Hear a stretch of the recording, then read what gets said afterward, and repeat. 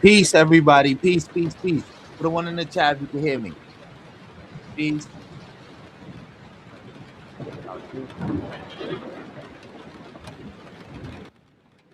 Put a one in the chat if you can hear me. Peace to everybody. We about to get started in a little bit.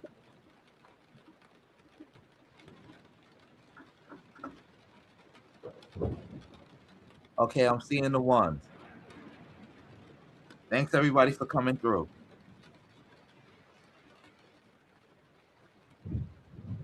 Shout out to everybody in the building. If you're new here, hit that pin comment.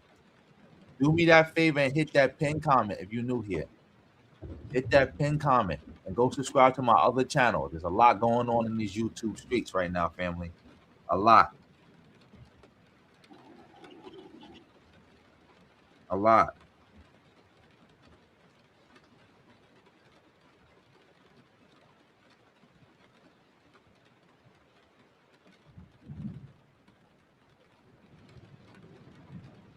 Make sure you thumbing up the stream.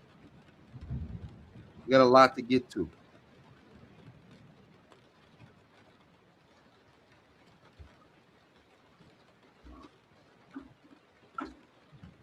Oh, you did. All right, shout out to East Coast Kev in the building. Shout out to Lord of Slaughter in the building. Shout out to Uplifting Souls in the building. Salute. Shout out to everybody in the building. We got 33 people in the building. We about to get started.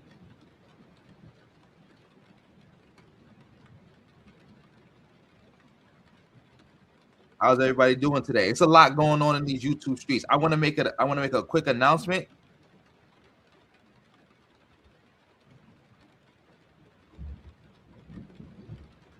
That, as y'all may or may not know, Tariq is uploading as a third channel, and he's uploading on his Ism channel now, because I guess his other channel got demonetized because it's a lot going on behind these streets, behind the scenes in these YouTube streets.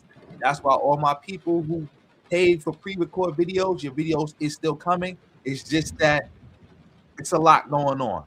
Let me just say that, and I want to make sure when I put your video up, it come up and it's nice and good, and we want to worry about it. You know, things happen on. Peace. Hold on, Mac.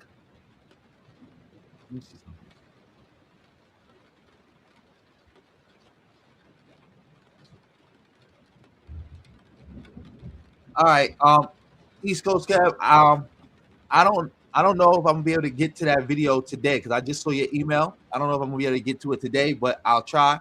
And if not, I could probably get to it tomorrow. That sound good? But yeah, let's start the show off right.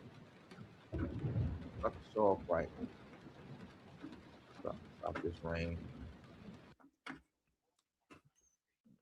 Let's start the show off right. Salute to everybody in the building. We're gonna start the show off like this. As I let me see. Oh, dang, my audio cut out. Now we gotta bring the audio back.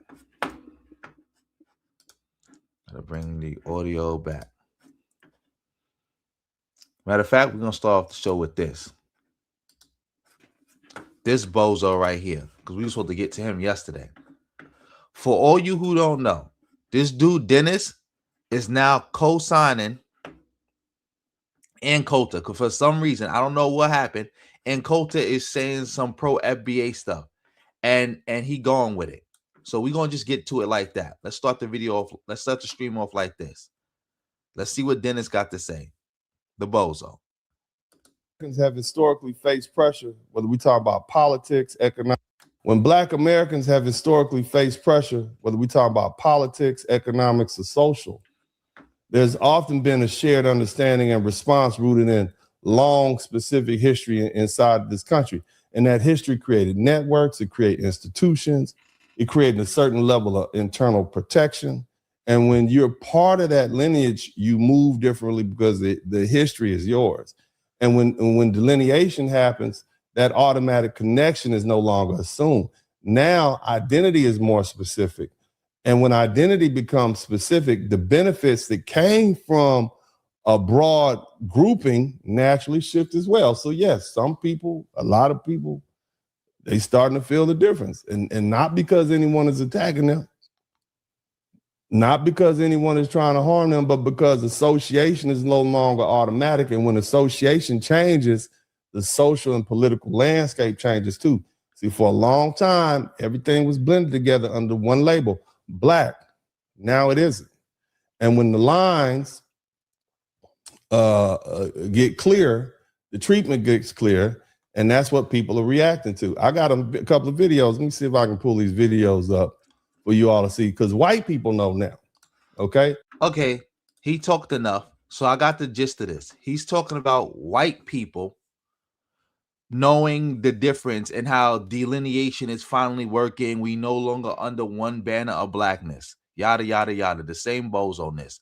So let's see who this white person he's pulling up. Let's see if it's Ann Coulter, because again, the only reason I'm doing this video because I saw Ann Coulter name in the title, and something about other people can't hide behind FBA no more, something like that. Check this out. No, I think civil rights are for blacks. See, this is essentially the problem. All right, so Ann Coulter didn't say anything new. He's basically playing an old clip of Coultier saying some nonsense. And as you can see, she's saying blacks. She's not saying black Americans. She's saying blacks, which is like the a step better than saying the blacks. Problem. And the Republicans what have we done to the immigrants? We owe black people something. We have a legacy of slavery. Immigrants haven't even been in this country. Fair use. Why the Democrats are dropping the blacks and moving on to the Hispanics because they're large. We owe the black fair use, like you said.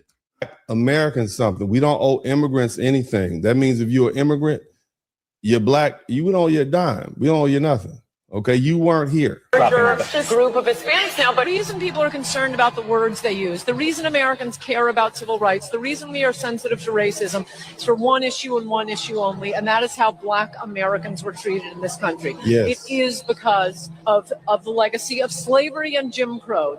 So what she's saying is civil rights is for black people. Anybody who's benefiting or That's not true. First of all, civil rights is not just for black people. That's not true. Also, let's break this down. Coultier is only saying this because she was trying to argue against Hispanics getting something or other immigrants getting something. She doesn't actually want to give black people anything, because if you ask Coultier, are you pro reparations? The answer is no. It's like somebody coming up to somebody who owed them $5 and they go on a whole speech about how I'm going to pay you your $5 when I just started owing you $5, when I've been owed this other person $500. It's like, so it'll be out of pocket for me to give you $5 and I still owe this other person $500. And the person who is owed the $500 is like, yeah, she right. How could she give you $5 and she ain't even give me my $500? And you ask her, are you going to give the person a $500? The answer is no. So this is just a pure deflection to keep other people from getting what they deserve. It's not like, it'd be one thing if you was talking this talk and you was pro black people getting what they deserve. That'd be one thing, but you're not pro black people getting what they deserve. Shout out to everybody in the building. We got 62 people in the building already. Make sure you're hitting the thumbs up and supporting the stream any way you can. Yes. Shout out to Fahima in the building. Yes. These people, a lot of their audience is gullible. Like, I think he knows better. Dennis is a lawyer, so he probably knows better. His audience probably doesn't know better, though. You know, because, he's grifting the FBA stuff. Now that Kevin Samuels is not here, because that's how I found out about him. Like, he was like Kevin Samuels, like, new right-hand man after Kevin Samuels blew up and distanced himself from the manosphere. So, yeah, he's basically got to find a new grift. Yeah, get them likes up, family. Let's get back to this. Benefited from DEI or set asides. You weren't supposed to get that. All of that was for black people, black Americans specifically. And now that we delineated, right? Now imagine I just want y'all to imagine in your minds. Y'all heard Dr. Claude Anderson earlier, right? What if we had delineated in the 1970s when these people first started showing up after the Hart-Celler Act? What if we said, no, yeah, you're black, but you're African black. We are Black American. We are foundational Black American, or as he said, we are native Black Americans. You're not. Okay. What if we had done that? All those resources that these people siphoned off, that would have flowed back into the black community. Imagine. That's a lie. See, that's another way they get people with this whole resource theft nonsense. One, that was never going to happen. There could be no quote unquote delineation, because I don't know why I keep making it seem like black immigrants got here in the 1970s. There were literally millions of black immigrants in America, about like 2 million of them, maybe even more, depending on how y'all counting, because especially where y'all be saying people are immigrants or not in this country. Some of the most important people in the history of Black America were black immigrants, from Marcus Garvey to Harry Belafonte, Cindy Portier, C.C. Tyson, Constance Baker Motley, Kwame Ture, Arthur Schonsberg. The list goes on and on and on. There would have been, nobody would have even dared to even say no, quote unquote, we delineate in nonsense, especially when none of our victories would have been possible without those people. Or let me say none of our victories happened without those people. because y'all try to get into fantasy land and be like, well, if you look at it this way, it was possible to do these things without those people. We're not dealing with fantasy. We only dealing with reality. What happened in reality is that those victories happen with those people, period. So there would have been no quote unquote talk of delineation. That would have been the furthest thing. See, that's the difference between black people back then and y'all bozos on the internet now. They actually knew their history. They actually understood things. Like nobody couldn't play on their top. Imagine somebody trying to play on somebody's top. Imagine somebody trying to play on Martin Luther King's top about black immigrants not being our people and being separate, and we need to delineate from them. Imagine somebody trying to play on the top of Huey P. Newton saying something stupid like that. Any of our leaders, any of our greats, they would have looked at you like you were stupid. Like black immigrants stealing resources. They siphoning off resources. What are you talking about? And how well off we be. Now, we're doing well now, okay? 60% of black people are in the middle class, upper middle class, or rich. We got 1.7 million millionaires out of 445 million people. That's a lot. We're doing well for ourselves. We are one. If we were a nation of our own, we'd be in the top 20 nations. But the bottom line is, family, we would be a lot better off if we didn't have all these people that have been using our things. Okay. Do not exactly, Julius. Like black immigrants been here like since you got it right, since the 1880s. Even groups that they group in with black immigrants, like the Gullah Geechee, or the black people from Louisiana, the black people from New York, the black people who was free in Florida. They've been here for how long? The Indian freedmen been here for how long? Yeah, what resources? They talking about stuff like affirmative action and stuff like that. Nonsense. And I know that. Black immigrants have been here since have been a major participants in the Harlem Renaissance. I did a whole video about that. Ain't no Harlem Renaissance without black immigrants. Ain't no black movement in the last 100 years without black immigrants. It don't exist. It don't exist. It just don't exist. We got 80 people in the building. Shout out to everybody in the building. Make sure you hitting the thumbs up. Yeah, we just getting started tonight. We gonna go in tonight. Let's see what he gonna play now. Because again, he must be low for content. The fact that he would go dig up these old clips of Ann Coulter talking, making it seem like she said something new. Like she ain't got nothing new to say about y'all FBA bozos. Are Irish, the new groups, they always get a little bad treatment. Do not compare that to. You said new groups, new immigrants always get a little bad treatment. So if you came to this country or you're first generation or second and you've experienced racism, it's nothing new. The Irish experienced it and they're white. The Italians definitely experienced it and they're white. The Polish experienced it and they're white. That's nothing new. Those are growing pains. But what we experience as foundational Black Americans is totally different. And so you can't equate it with that. Let's keep going. How blacks are treated in this country. You don't get to piggyback on the black experience in America. Boy, I mean, this is you know who this is. This little skinny white woman right here has some choice words. She is clearly on the right side of right when it comes to being right wing. Okay, but all right, she's speaking the truth. Not get to do that just because you are a woman, an immigrant, gay, Hispanic. No, the rest of you can go F yourselves. No. All right, let's listen to the little angry white woman speak some more. She's been saying it. Here's another one. She's talking about Kamala Harris.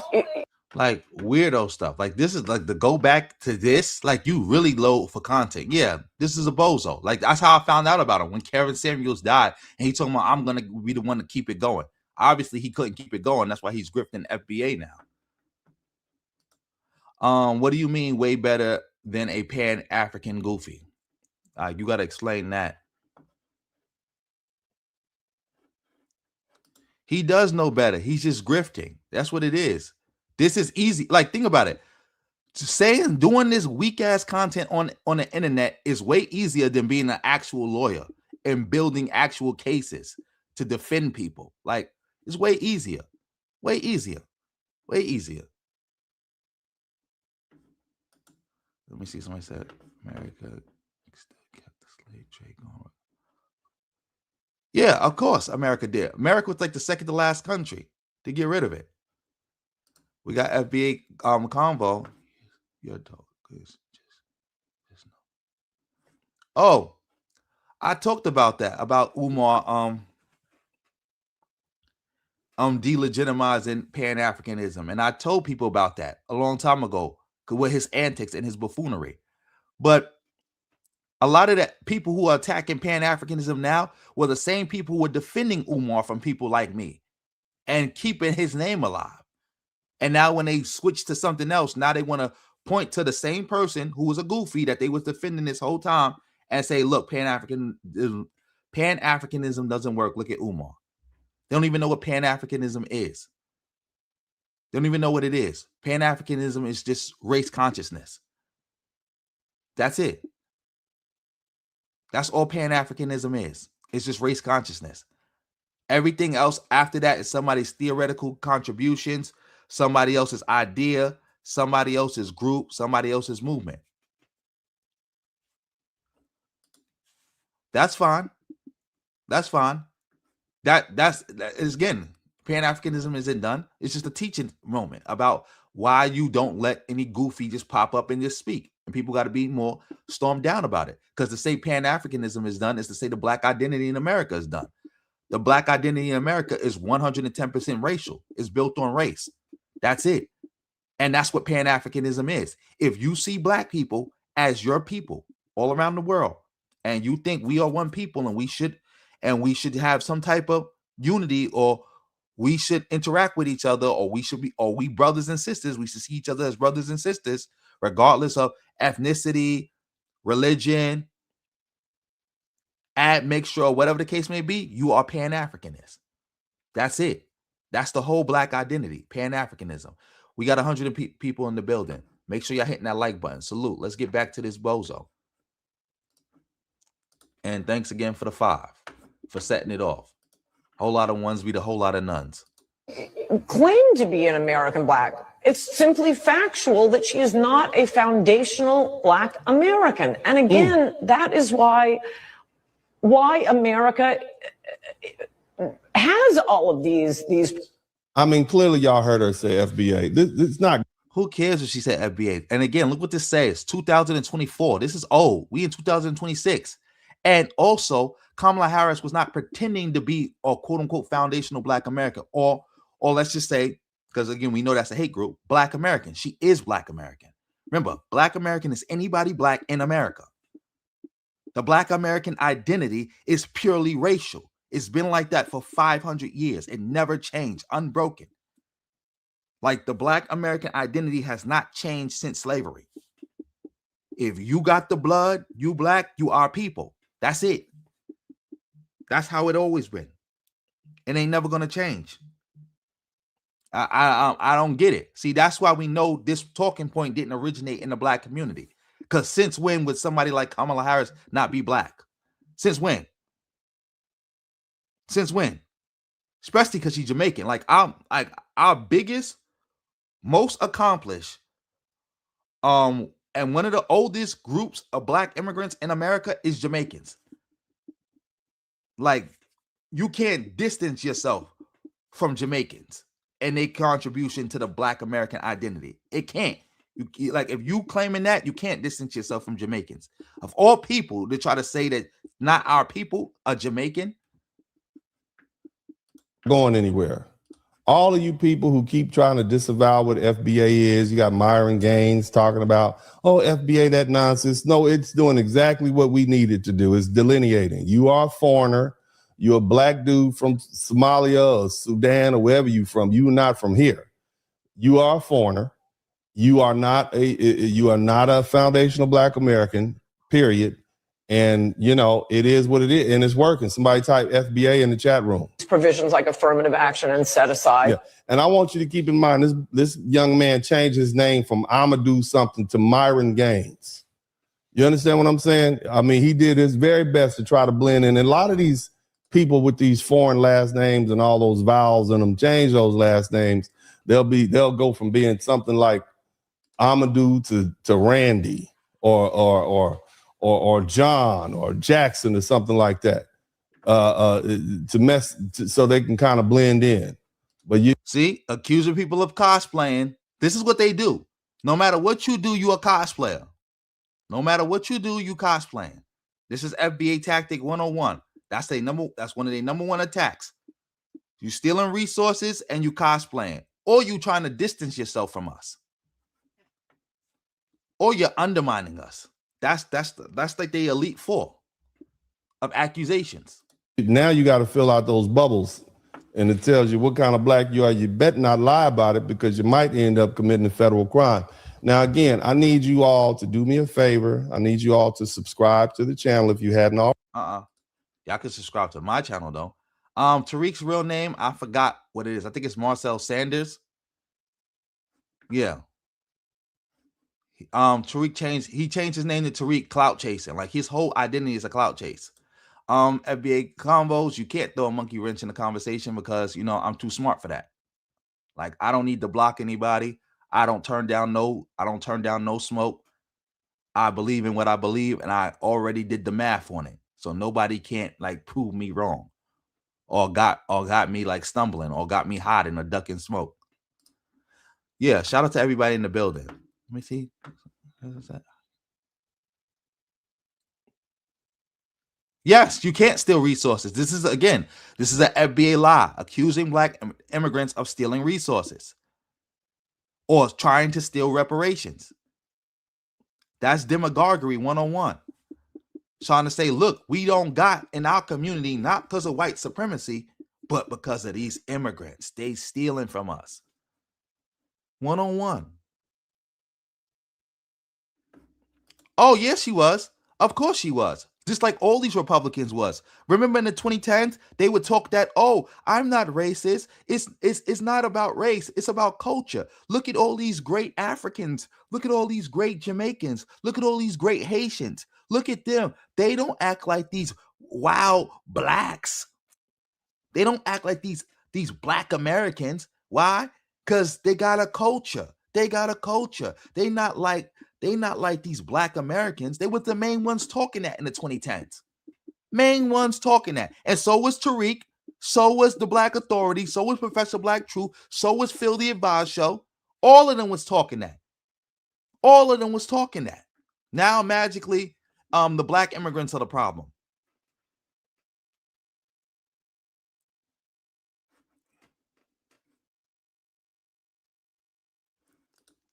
Exactly. Umar Johnson never talked. All he does is say he's the prince of Pan-Africanism. He never once talked about what Pan-Africanism is.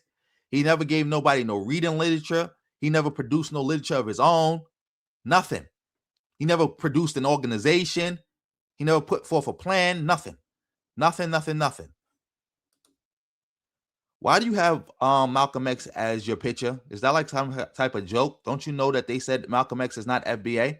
Do I need to play that clip again? And Free Ricky Ross, the one that Tariq, your leader, loves to promote, is the one who put crack in the black community, working for the CIA.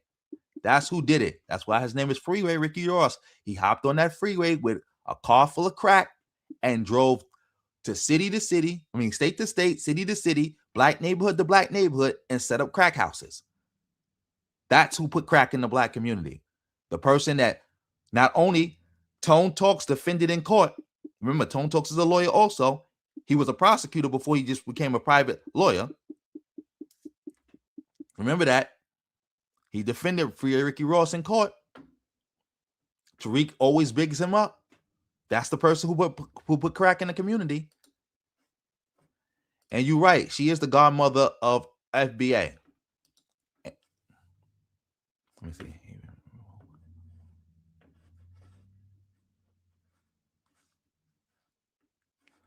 Yeah, I remember that. It's not a coincidence. It's not a coincidence. You said Malcolm X's father is Black American. Well, that doesn't make him FBA. Well, as a matter of fact, let's since we here, let's be complete. Let's do it like this. We're gonna do it like this. Shout out to everybody in the building. We got over 100 people in the building. But yeah, we're gonna be complete right now. because we got to bring the receipts. We got to do that. We got to do that. Shout out to everybody in the building. Since people want to talk that YouTube short. I hate YouTube shorts, man. This thing. Oh my God, man. Shout out to everybody in the building. But damn, YouTube. Man, dumb. Here we go. Can y'all see my screen? Shout out to everybody in the building. Meaning foundational Black Americans who are the foundation of this country. That's the group. And that group includes Dr. Martin Luther King and many other foundational Black Americans who are prominent. You dig? Because people who got a problem with American descendants of slaves, and you got a problem with Harriet Tubman, you got a problem with Malcolm X, not Malcolm, with Martin Luther King. What did he say? Let's bring that back. Meaning foundational Black Americans who are the foundation of this country. That's the group. And that group includes Dr. Martin Luther King and many other foundational Black Americans who are prominent. You dig? Because people who got a problem with American descendants of slaves, and you got a problem with Harriet Tubman, you got a problem with Malcolm X, not Malcolm, with Martin Luther King. As y'all heard, the founder, the leader, the creator, the owner of FBA said Malcolm X is not FBA. He said it out of his own mouth, and you know it. You said you don't care what Tariq say? I bet you won't go to Tariq live stream and say that. See, y'all come over here and try to pump that bullshit narrative, but y'all will never, ever, ever, ever, ever go to Tariq and say that. You said I'm reaching. So what did Tariq just say? Let's play it again since you said I'm reaching. Let's see what Tariq said. Meaning foundational Black Americans who are the foundation of this country. That's the group. And that group includes Dr. Martin Luther King and many other foundational Black Americans who are prominent.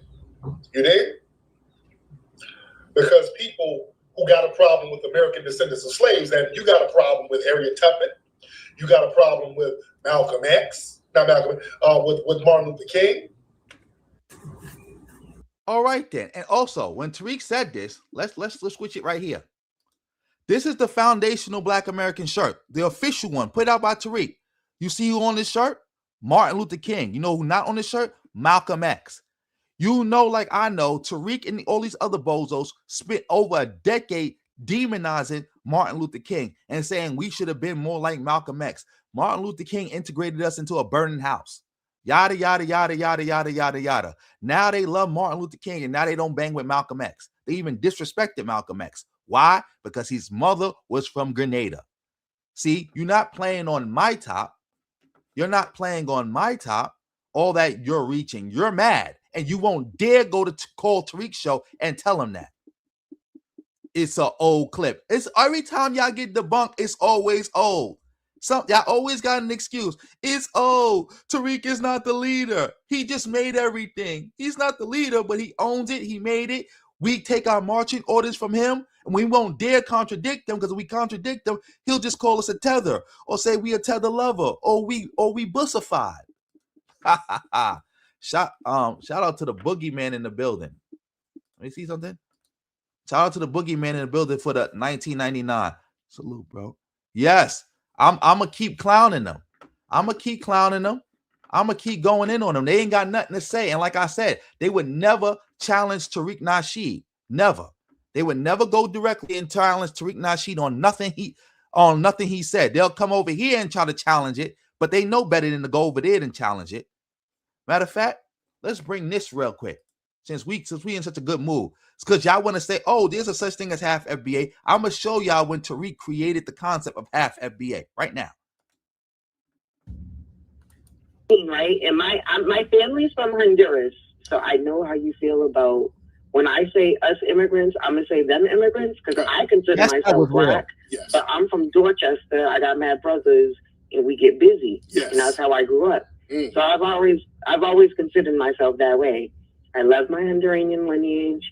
Both parents are from Honduras. Okay. But I'm from here. Right. But Shy, my son, who's 19 now, his father is all the way a foundational Black American. Okay. So I wanted to give him the flag of the foundational Black American because I thought that Shy would be considered a foundational Black American because I'm confused now. So what she say? She wanted to give her son, who's half quote unquote FBA, the flag of FBA, but she's confused. Why? Because Tariq said that they not FBA. But watch Tariq to sell a flag. To sell a flag, literally remix the whole lineage live on air to sell one flag. Watch this. Because if his dad is all the way Black, Southerners and stuff, and all the way Black, and then I'm from here, but my parents are from Honduras, does that make my 19-year-old son a foundational Black American or not? Because it's not. He is. Oh, he is? Yeah. If you look at the website. Oh, my God, I'm so happy. Yes. We talked about that on the website. If you look at the website, if you have one parent here who's a foundational Black American, you come from a foundational Black American lineage. So you are a foundational Black American. So how come Malcolm X wasn't a foundational Black American? How come Wes Moore is not a foundational Black American? How come Umar Johnson is not a foundational Black American? How come Roland Martin is not a foundational Black American? You see how that go? He literally switched up the whole lineage to sell flags. That's why his own followers called in and like, I'm confused because I thought my son wasn't foundational Black American. Now I'm hearing that he might be foundational Black American, and I want to know because I want to know, should I buy him the flag or not? Oh yeah, he is foundational Black American. Switched it up just to sell a flag. Now Drake is FBA also. Tariq said no, he not. No, Tariq said no, he not. The Tariq said no, he not. Matter of fact, let's go to that real quick. Let's go to that real quick because we about to get off that. But I just want to. This is good because we got 130 people in the building, so I know we got some new people in the building. So let's deal with that real quick. Let's deal with that real quick about this bozo arguing people down that Drake ain't FBA. Let me see. Like that, you know. Well, the part that I don't understand, though, and correct me, Go ahead. is you're telling me that being a foundational Black American isn't a choice, it's a lineage. Right. So if Drake's lineage through his father is FBA, doesn't that automatically make him FBA just by bloodline? No, also blood and land. Blood and land, same thing. Yeah, land too. You're not in America, you're in Canada. So you know what I'm saying? You take the same Drake, same mother, he grows up, let's say in Memphis, he would be FBA? Right. If he was born here, yes. If he was born on this land, experiencing Memphis, because Memphis has a very unique history. Yes, Memphis ain't no goddamn Canada. You know what I'm saying? So, as y'all heard, and y'all should have seen how they was killing Tariq in the comment section. How they was killing him in the comment section of that video. Like all the comments is against Tariq. Look at this. All the comment sections is against Tariq and FBA. Like I thought FBA was a lineage. How is Drake not a part of it? Because if you know what lineage means, it means bloodline. That's all a lineage is. Your lineage is your bloodline. That's it. And somebody asked a question. Where we at? Shout out to everybody in the building. We got 130 in the building. Come on, man. A lineage determined by land. Everybody was looking at Tariq like he was so stupid. It was crazy. So let me see. Somebody asked a question. Is Beyonce FBA? No, Beyonce is not FBA. And we're going to show you some proof. Again, this is going to be our last one. Because again, I don't want to get too lost in the sauce with this. But I don't want to get too lost in the sauce with this. But this is going to be our last one right here. We're gonna do Beyonce real quick. Let's see. All right. This is my country's national anthem. You saw that person? That's Beyonce's father. He said, "This is my country's national anthem." The Bahamas. For all you don't know, because you should have knew Beyonce was had family from the Bahamas. Her last name is Knowles. The Knowles was one of the biggest slave-owning families in the Americas. Like anytime you see a black person with the last name Knowles, you know they got some type of connection to the Bahamas. It's like seeing a black person with the last name Washington. You know they got some type of connection to America.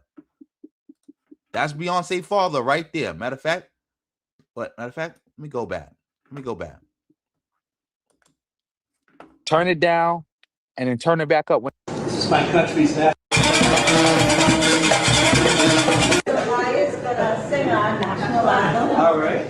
This is my country's national anthem. Yes, sir.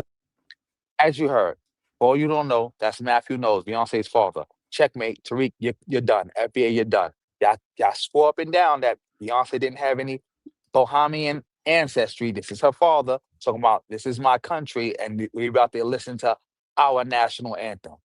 So for all y'all who like argue and go back and forth with Tariq and all that other stuff, because I can't talk to him. He blocked me on all the accounts, and that's cool. That's fine. I don't want to talk to him because there's nothing to talk about. Make sure y'all play this video for him. Make sure y'all call in when y'all call him and say, "Hey, I want to talk about Beyonce again." You said Matthew Knowles didn't have any Bahamian ancestry, and he never said that he was connected to the Bahamas or related to people in the Bahamas. Well, what about this video? And make sure you play that for him. Make sure you play this for him. And also make sure you like this video, share this video, comment on this video, watch it to the end, subscribe to my channel, hit the bell, get this video hype point.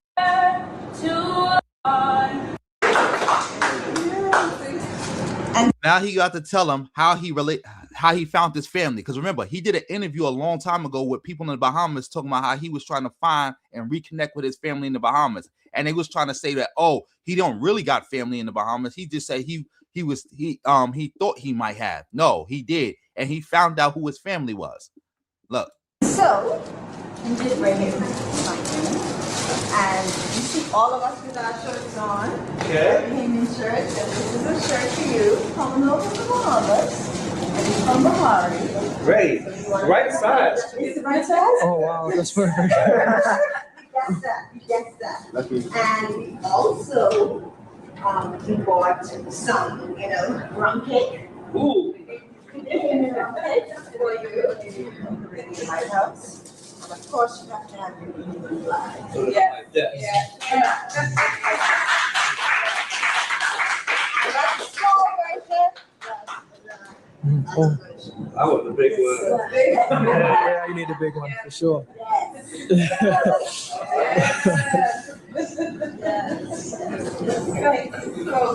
I will be running for the position of, it's not president, Prime Minister. Trivia question. Who in the Bahamas is my cousin? It's my third cousin. Now, he's about to ask them a question, some trivia like you heard. Who in the Bahamas right now is his cousin? Or how is he related to people in the Bahamas? See, so now I don't want to hear nobody say, oh, he's just saying that because his last name is Knowles and the Knowles' last name is big in the Bahamas. No, he's actually talking about family. He found the family and they have names. Here we go. No, he doesn't know that. She's my staff, though. Isaiah. Yeah, Isaiah. Isaiah, yes, I know. A researcher. Well, first of all, thank you so much for all the gifts. Yes. See, like, come on now. Yes. Beyonce is Caribbean on both sides because her mother is, is Creole. And you heard Tariq, what Tariq said about the Creoles, right? You heard what Tariq said about the Creoles. You said we can have Beyonce? Yeah, we can have, of course we got Beyonce. And we also got Malcolm X too. So you need to change your photo. Take Malcolm X out your photo. The same way we got Beyonce, we got Malcolm X too. Like, come on now.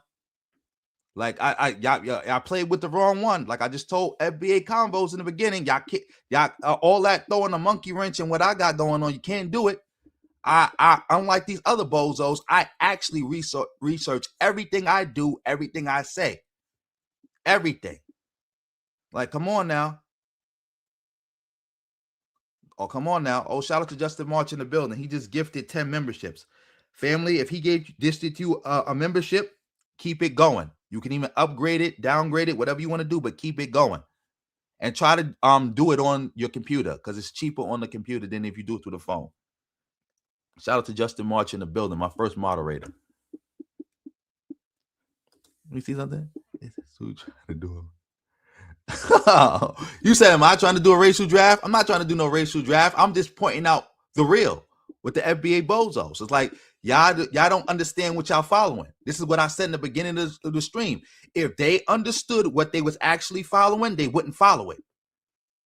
They wouldn't follow it. If you actually knew what FBA was and you actually knew the history of black people in this country, you would never follow nothing like FBA. It's a reason why nobody who has any real knowledge of black history in America is claiming FBA. It's a reason for that. You can't find no actual scholars who are FBA. You can't find no actual people who like got African-American degrees, like African-American studies and stuff like that, who rep FBA. You can't find it. Can't find it. You can't. You can't. Like I told y'all, like, come on, man. This is too easy. Exactly. I talked about that earlier. Like, come on, this is too easy. FBA got to stay mad. But let's get back to this bozo, whatever his name is. Let's see what he got to say. Already. Make sure you subscribe. We're doing our best to try to get to where we're trying to get. And so I want you guys to take the opportunity to subscribe to the channel now. I need you to do that. I need you to do that. It doesn't cost you a dime. Okay. We have 1,000 people in here. I got 137 people in here. Make sure you subscribe to my channel. Make sure you subscribe to both my channels. Like you can see in the pinned comment, that's my second channel, just in case something goes wrong with this one. Because like I said, it's a lot going on in these YouTube streets. A lot of people creating more than one channel. A lot of people posting on different channels and ain't posting on their main channel because there's a lot going on. It's a lot going on out here. Shout out to everybody who ever supported me. Shout out to everybody who's supporting me now.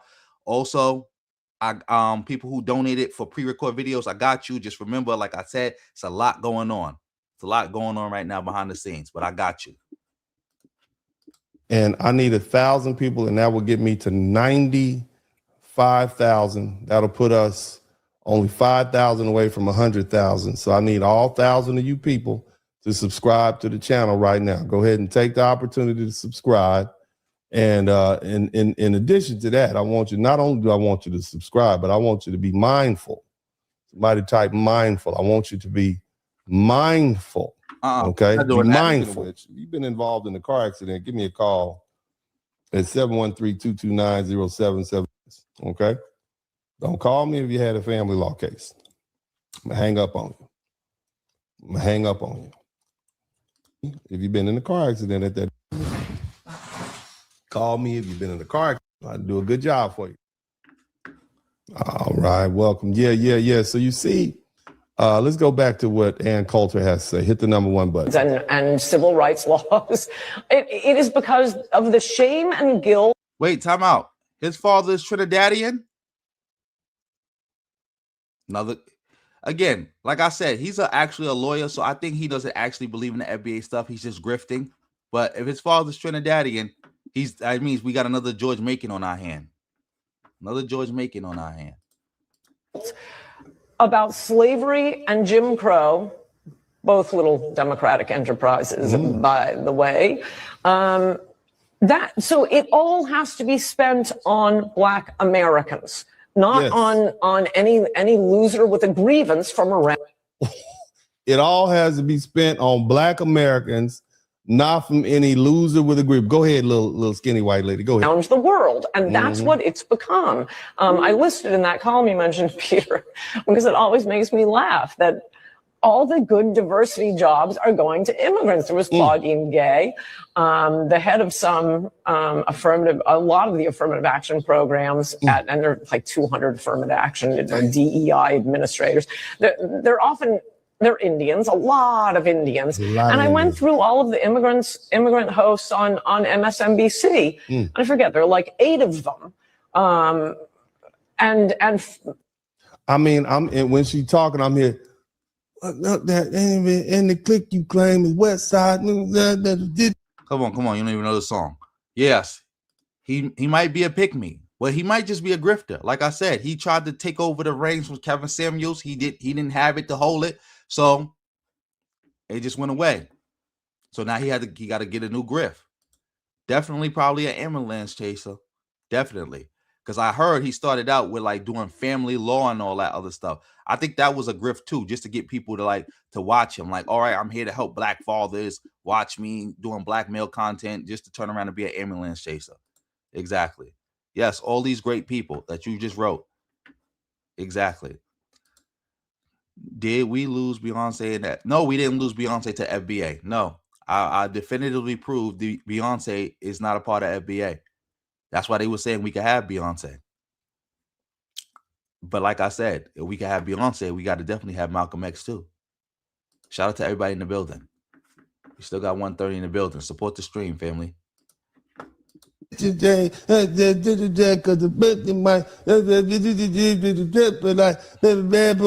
that's what I'm hearing. I'm hearing Tupac. I'm hearing hit him up. Somebody tried to hit him up in the chat room. 3 or 4 foundational Black Americans. Ooh. And I know, MSNBC, they're so proud of their diversity.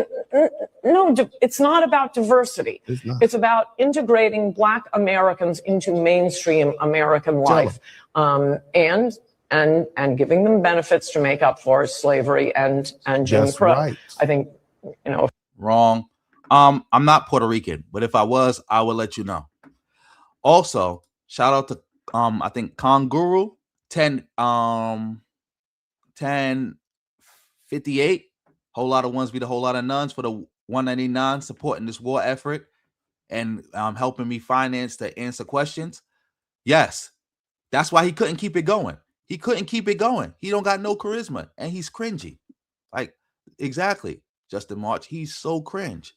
Shout out. Oh, I got a new subscriber. Shout out to you. Shout out to you. I got a new subscriber. Make sure hope you like the channel. Get a membership. Donate. Make sure you like in the stream. Make sure you go subscribe to my second channel. All that. Exactly. It's Puerto Rican. Arthur Schonsberg is Puerto Rican.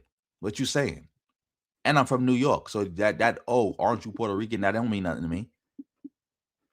But yeah, let's keep it going. Shout out to everybody in the building. That's right, little skinny white woman. That's right. You tell them. We want our stuff. Go ahead, little skinny racist white woman. We need this type of racist white woman we need. That's right. Tell them to go on back where they came from. To tell them that's our stuff. Tell them somebody type that's our thing. Affirmative action programs went a little far and aren't really helping. But that's what it's about. And we've completely pretended to forget what the point of this was. Now, do you see why these immigrants are losing their mind at this point? You hear that? Again, nobody's losing their mind over no old clips. You're making it seem like she just said that. Also, FBA didn't put her up to it. Evil recognized evil. That's what it is. Evil recognized evil. She saw the evil in FBA and knew that she recognized it. So she jumped to it. Yep. Yes, Denmark VC is from the Caribbean. That's why I made a video to Yvette Carnell a long time ago talking about how Denmark VC would never fuck with you. Like, come on now. Don't mention Denmark VC. He would never fuck with you. Never. Never. But this bozo, I think he's pretty much off this. Let me give him like 30 more seconds, and then we gotta go. Imagine if you thought you were about to get a government contract, right, set aside for a minority, and that you're Black American, and then Trump sends out a new slip, a new form that says, "Well, what kind of Black American are you? We need to know: are you foundational Black American? Are you from Ghana? Are you from Jamaica? Where your parents from?" And you like, oh man, you can't lie. You better not lie, because Trump will put you in jail. You gonna go straight to jail. They try. Oh, you said that already. We got to be off this. Shout out to everybody in the building. We got 135 in the building. Yes, all the FBA channels are like goofy and cringy, and yes, we will have all 3 of those people and more, and Malcolm X too. So you can take Malcolm X picture out your name. Yep. And his parents got here illegally. Yep. Weirdos like this is why Trump won. Yep. Since we got 135 in the building, make sure while I load up this next clip, you got about 10 seconds, 20 seconds to hit this link and go subscribe to my second channel and be back. You ain't gonna miss nothing. Shout out to everybody in the building. Make sure you do that. Nah, you ain't gonna keep saying that. We already went over that. Sorry. Yeah, let's load up this next video. Share the screen. So we about to count it down, y'all. 10, 9, 8, 7, 6, 5, 4, 3, 2, 1. Now we back. Shout out to everybody still in the building. Shout out to y'all.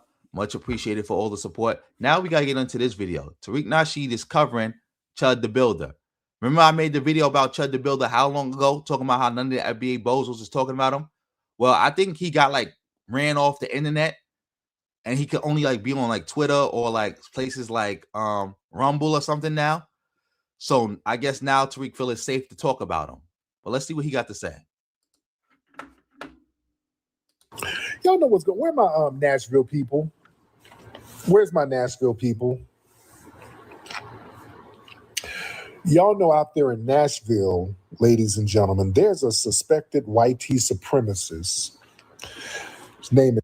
Why are you not just calling him a white supremacist? Why he got to be a suspected white supremacist? You know, when you call people tethers, which is a slur, for anything. Somebody could be in Africa talking about some African stuff, and you'll be like, look at this tether, that tether, that tether. You straight disrespectful. But a white man who's making his name on the internet, running around, calling black people the N-word, attacking them and all that other stuff is a suspected white supremacist. You ain't even got the heart to call him a white supremacist. And he's running around literally engaging in white supremacy. It's Chud. His name is Chud. And what he's doing, he goes around making videos. He streams videos of him running around Nashville, selectively going up on certain black people and using the N-word. Just calling them the N-word, going around calling black people the N-word. And he's been doing this for about a year. He's been doing this for a minute. Selectively, I'm saying selectively. He know who to pull that on. He's very selective on how he does it. Oh yeah, Jeff, I gotta put you on timeout for a little bit. Sorry, because again, we already answered your question. We can't let you just sit around keep saying the same thing. We already answered that question already. Yes, he does sound like a zesty pastor. Shout out to everybody still in the building. And yes, Tariq is soft. And he's usually armed when he does this. He's in Clarksville. Shout out to you, Paul. Yep. What you said exactly is what Tariq is. And the whole FBA movement.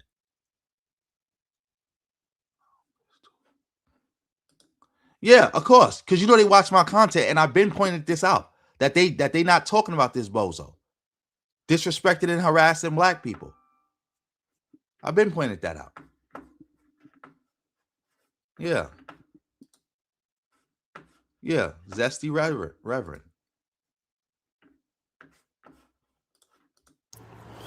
He's armed when he does this and he has pepper spray. I'm sorry.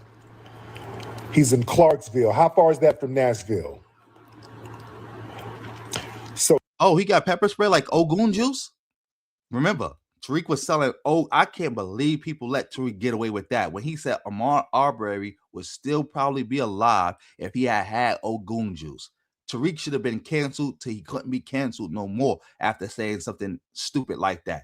He couldn't even keep a straight face when he said that. Oh yeah, he's real selective on how he does it. He'll go to a park and there's like some homeless black people. He'll say it to them because he knows they ain't armed. So it's 45 minutes from Nashville. Okay. It borders Nashville. Okay. So it's outside of Nashville. My Nashville people want me to know it ain't Nashville. Okay. Okay. So he would do that in Memphis, right? Okay, so it's outside Nashville. Okay. He lost his job. Yeah. He's on different streaming sites and he's getting kicked off. He got kicked off of the Kick site and they banned him, demonetized him. And he's doing this for clout. He's turning racism into street performance as like a business model. And it's not just a guy saying a slur. This guy is using racial provocation as content. And he understands that. Excuse me. He knows it's a weapon. So he walks up, says all of this inflammatory stuff and records the reaction and then turns it into donations and money. And, it's a hustle. And he wants to bait Black people into becoming the aggressors on camera.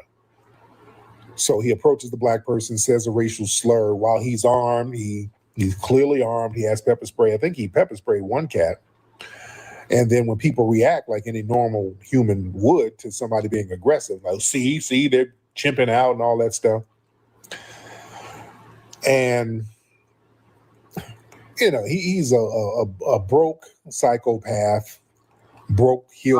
This is Babel, Tariq. You ain't going in on him. If this had been a Black immigrant who did 1% of what this white boy is doing, you would have been calling for violence. You would have been going crazy on him and all that. And shout out to Otto Mac. I think it's Mac, right?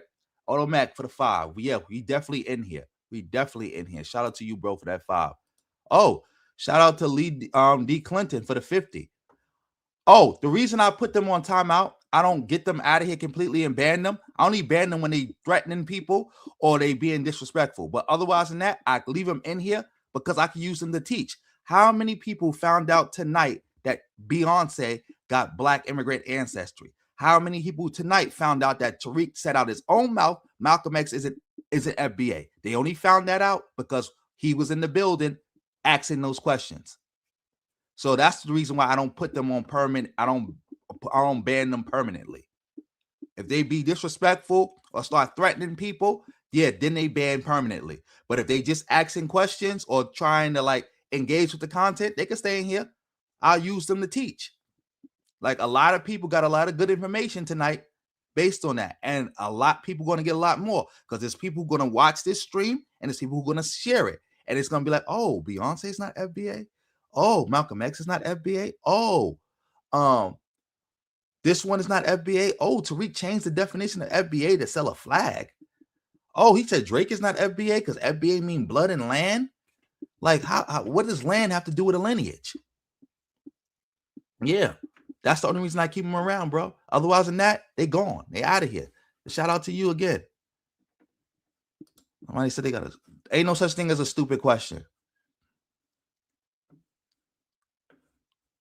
No, he doesn't. That's why we said Tariq got the chicken butt mouth. Shout out to the mad head doctor. That's where I got it from. Because a chicken only got one hole. And the chicken pee out that hole, poop out that hole, and lay eggs out that hole. So when a chicken squat down, you never know what a chicken gonna do. You never know what's gonna come out. Just like Tariq mouth. Every time Tariq open his mouth, you never know what he's gonna say. You never know what that boy gonna say. He just be freestyling. And like I said, because FBA let him get away with anything he want, it enables him. It enables him to the point where he feels like he can just say anything. Because like I said, with the Ahmaud Arbery thingy, he was like cringing when he said it. But when he saw that it just went over with his audience, it emboldens him to just say anything. Somebody else asked the question. Yeah, they ain't got no smoke for this white boy. Like I said, if they let this have been a Black immigrant who was doing 1% of this, they would have been calling for violence. They would have been calling for violence. They would have been calling not just against him, but Black immigrants in general. Talking about, oh, if because he did this, y'all all in the food chain. Y'all better get y'all people, or y'all all gonna be in the food chain. You got a white boy running around doing this, and it's like, oh, he's just trolling, being weird. Like, come on, look how he's talking about. Oh, he's just a suspected white supremacist. Coward talk. Coward talk. Yes, now people know that. A lot of people didn't know that. A lot of people didn't know Beyonce and Malcolm X had Caribbean ancestry. What would I do if I saw Chud? I can't say. Can't say. Let me see. Of course. What you mean? Why don't FBA stand on business? That's FBA work. He running around attacking FBA. He in the deep south going up to FBA people and attacking them. When they gonna stand on business? FBA gotta stand on business, bro. Y'all, that's y'all work. That's y'all work. Remember, tethers don't put in no work. FBA put in all the work. But shout out to everybody in the building. Let's keep this shit going. Billy racist. Somebody said he's used to be a punk. They allegedly posted some images of him back in the day. Damn near cross-dressing, allegedly. It looks like him.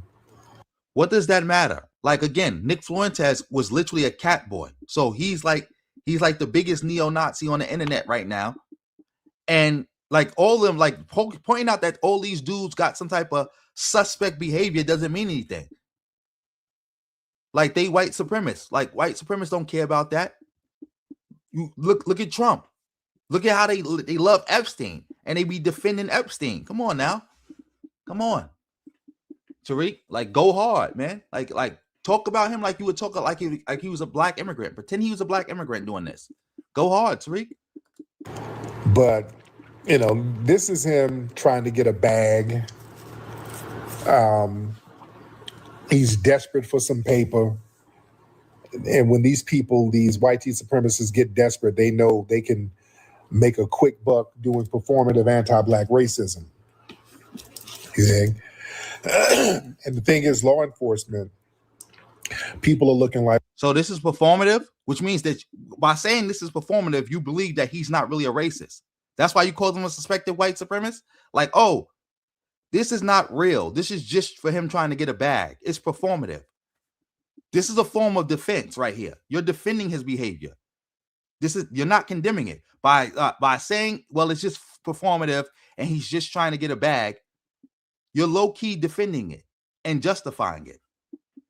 If a black immigrant did something like this to try to get a bag, you'd be calling for violence. Okay, how come law enforcement ain't really doing anything? See, they like to act like their hands are tied. See, law enforcement, they try to hide behind the whole free speech thing. You see, because racist speech by itself is protected, but federal hate crime laws, they need more than slurs generally. They need some kind of bodily injury or a threat or something like that. But police are not powerless. When black folks, remember when black people were out here getting into arguments with Asian people, they were hitting black folks with hate crime charges left and right. Black folks were just getting into arguments with Asian people and they were getting hit with some damn hate crime charges. So I don't want to hear this stuff about when they say something crazy or anti-black, it becomes free speech. If you say something about another group, that's a hate crime. You understand? But yeah, this dude is following people, threatening them, pepper spraying people. He's menacing people while he's armed. He's intentionally provoking confrontations. And what is FBA going to do about it? When are y'all going to stand on business? Shout out to everybody in the building. We got 133 in the building. I see this question. What is Beyonce mixed with?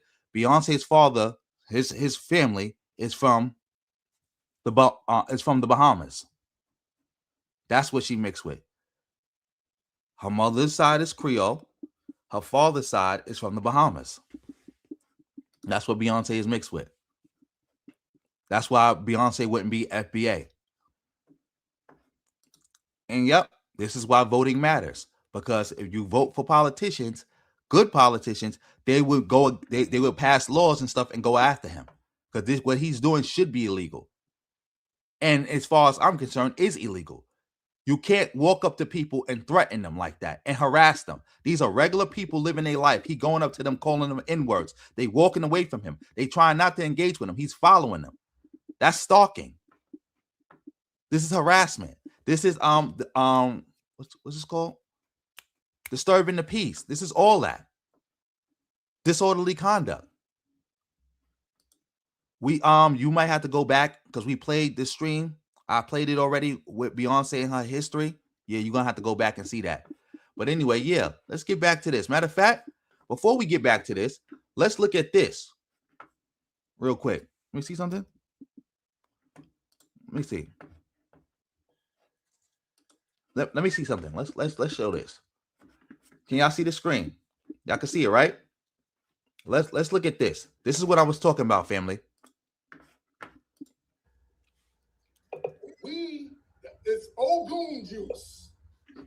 That's the name of the pepper spray, baby. Ogun juice. After praying, start spraying. Family, we need this out here in the streets more than anything because we got these vigilantes trying to attack us. We got these white supremacists coming at us. Let me tell you something. If Ahmaud Arbery had some Ogun juice, that brother might have been able to get away from them damn white supremacists. We got... Y'all saw it. Look at his face when he's saying this. You know he's saying some bullshit. He know it too. And he just looking around to see if people gonna let him say it. It's Ogun juice. Look at him. He can't even keep a straight face. He's laughing / cringing as he says this. That's the name of the pepper spray, baby. Ogun juice. After praying, start spraying. Family, we need this out here in the streets more than anything because we got these vigilantes trying to attack us.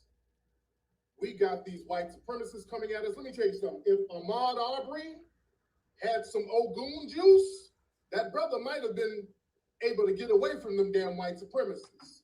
We got like y'all heard that. Disgusting, disgusting, disgusting. This is what Tariq said out his own mouth.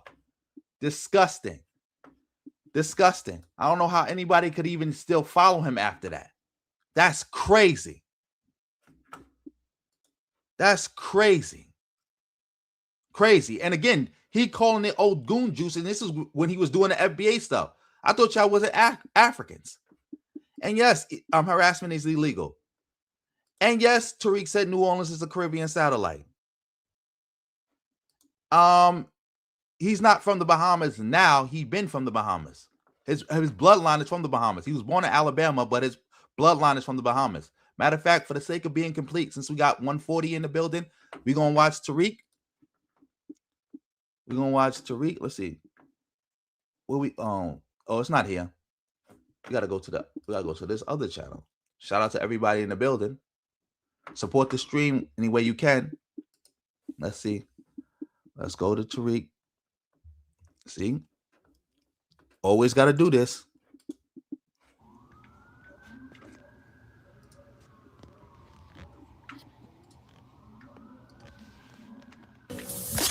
You dig?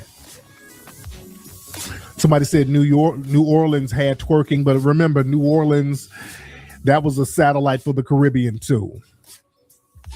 That's a major satellite for the Caribbean because of the French.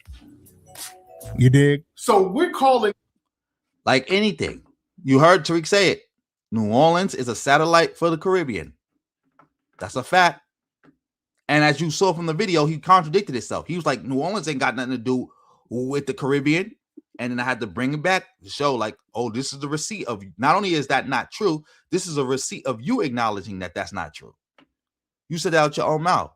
Let me see something right here. This is for the person who asked about Beyonce. This is Matthew Knowles right here. This is Beyonce's father talking about the Bahamas, his country. All right. This is my country's national anthem. Yes, sir. I bet you have the biggest voice in the whole. Yep, that's Matthew Knowles right there being met by an official delegation from the Bahamas. He's meeting with them in Houston. Yep. That's Matthew Knowles. That's how that go. That's how that go. So yeah, let's get back to Tariq and see what he talking about now with this Chud dude. Let's see if he's still talking about him like a little hoe. Shout out to everybody in the building. Make sure you supporting this stream. That ain't about no free speech. That's assault. That's intimidation. That's disorderly conduct. That's civil rights intimidation under Tennessee law. Yeah, Tennessee, they got a civil rights intimidation statute. And that talks about injuring, threatening, coercing, damaging property, or with the intent to intimidate somebody. So there's laws against what he's doing. Now, let's be clear. What he's doing is a hate crime. Make no mistake about it. If it was a black person just going around using racial epithets, oh, they would have been hit with a hate crime already. Don't even trip. And that's the racial double standard. People are like, hey, what's up with the damn police in Clarksville or wherever they're from? Well, why haven't they hit this dude with a hate crime charge? Or why haven't the feds hit it? Maybe some people are saying maybe the feds are waiting for a cleaner case. I don't know. What is FBA going to do? And also, why would the feds hit it? Donald Trump don't care about stuff like this. Remember, the president picks the DOJ. He's the one who's in charge of the DOJ. You think he would let his DOJ go around and attack this white guy for just using his freedom of speech? No. In fact, Trump sent the DOJ back to Minnesota. They back in Minnesota bothering the Somalis again. I guess because the Department of Homeland Security couldn't get it done, they're going to see if the DOJ could get it done. But the thing is, the big issue is that racism is being platformed as terrorism light. See, this kind of conduct, it ain't trolling. This is public racial intimidation. It's designed to make black people feel unsafe in ordinary spaces. And this dude gets money and the audience gets racial entertainment. And black people are being used as unwilling props for this nonsense. So why hasn't this guy been charged federally? And why do people allow anti-black intimidation as entertainment? Again, we already talked about why and again, you see how he's not calling out Trump. Let Biden have been president or let Kamala have been president. He would have been personally calling them out for what this guy is doing. Personally. But somehow when Trump is president, why haven't the feds done anything? Like Trump is different than the feds. You wouldn't have been saying that if Biden was president. You wouldn't be saying that if Hillary was president. You wouldn't be saying that if Kamala was president. You wouldn't be saying that if Obama was president. You wouldn't be saying that. Yes, FBA is super soft. Super soft. Shout out to everybody in the building. Keep getting them likes up, family. Keep getting them likes up. Keep getting them likes up. Here we go. Yeah, well, they have to wait until there's a mass unaliving. You understand? So the thing is, a lot of people are recognizing who dude is. And now what's going to happen, possibly, because he's been driving around, he kind of has to be a little more careful now because he's been to places where people recognize him. And what's going to happen, he's going to bug around and run across some of the Memphis cats. Because, listen, everybody in Tennessee ain't bullshitting.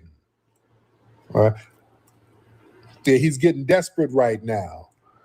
He's going to fuck around and one of them Memphis cats going to get at him. He's going to run across one of them. Yeah.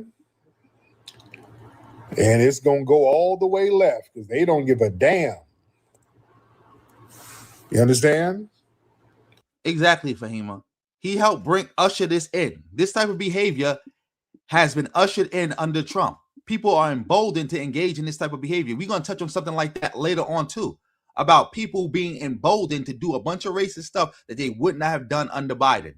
They wouldn't have done under Kamala. They know those DOJs would have went after them. Or they would have been afraid that those DOJs would have went after him. Like, come on now. You helped do this.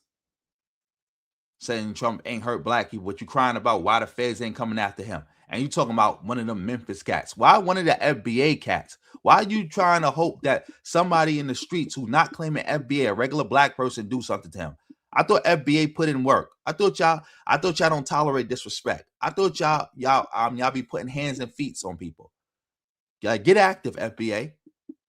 Get active. Why Tariq ain't directly getting active on this dude? Why you sitting back waiting to see if somebody else get active? This is y'all work. And now people know who he is, and folks are going to actively start looking for him now. So now it's about to get interesting, and I think it's going to get interesting by this summer. I think something's going to happen to dude by this summer. I don't think it's going to be a good summer because it's already hot for him right now. It's already hot for him right now. Yeah. So it's going to be very interesting. But I would hope, law enforcement steps in beforehand. I would hope law enforcement steps in and do something. But yeah, law enforcement needs to be questioned by that. Like, how come y'all letting this guy run around? I thought FBA get their own justice. I thought y'all wasn't waiting around for the government. And yeah, exactly. The same reason why Zimmerman is still walking around. Yes, he's looking for a crash dummy to handle it instead of him handling it. You FBA, you big and bad. This should have been handled already. But you know better. Especially with Trump being in office. Here acting like this and knowing that this guy's a powder keg. You know this guy is capable of something crazy. Yeah. So we're going to see how it's going to be. Again, we're going to see what's happening. They say he done got swatted multiple times. Yeah.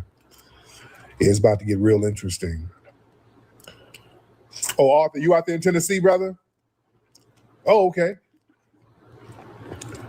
Okay. Yeah, it's about to get interesting. Arthur, has people been in contact with the Clarks? Is it Clarksville or Clarksdale? Have they been in touch with the local police there? Because I know they arrested him for a quick minute, but they just keep letting him go. I think Clarksville. I think he has some open cases too. Oh, so he has some pending cases. Okay, got it. Yeah, he goes to. Why is FBA not doing nothing about it? Why are they waiting for the white man to do something about it? Why y'all sitting around begging the white man? I thought y'all stand on business. Shout out to everybody in the building. I see we got some questions. Let me see. No, they're not. Regular black people and FBA are not the same. Not at all. Because there's a whole bunch of regular black people who FBA wouldn't consider FBA. Like I know you was in the building when we just played Tariq talking about New Orleans is a Caribbean satellite, and we know if you Caribbean or got any connections to the Caribbean, you are not FBA. And regular black people would consider people from New Orleans they people. They would consider Beyonce they people.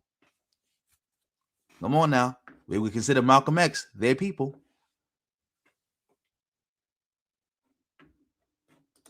Of course he does. Of course Tariq does. Tariq brags about living in a gated community and being one of only 2 or 3 black families. He even said like what? Him, and I think he says Kevin Hart got a house over there and one other black family. He bragged about that.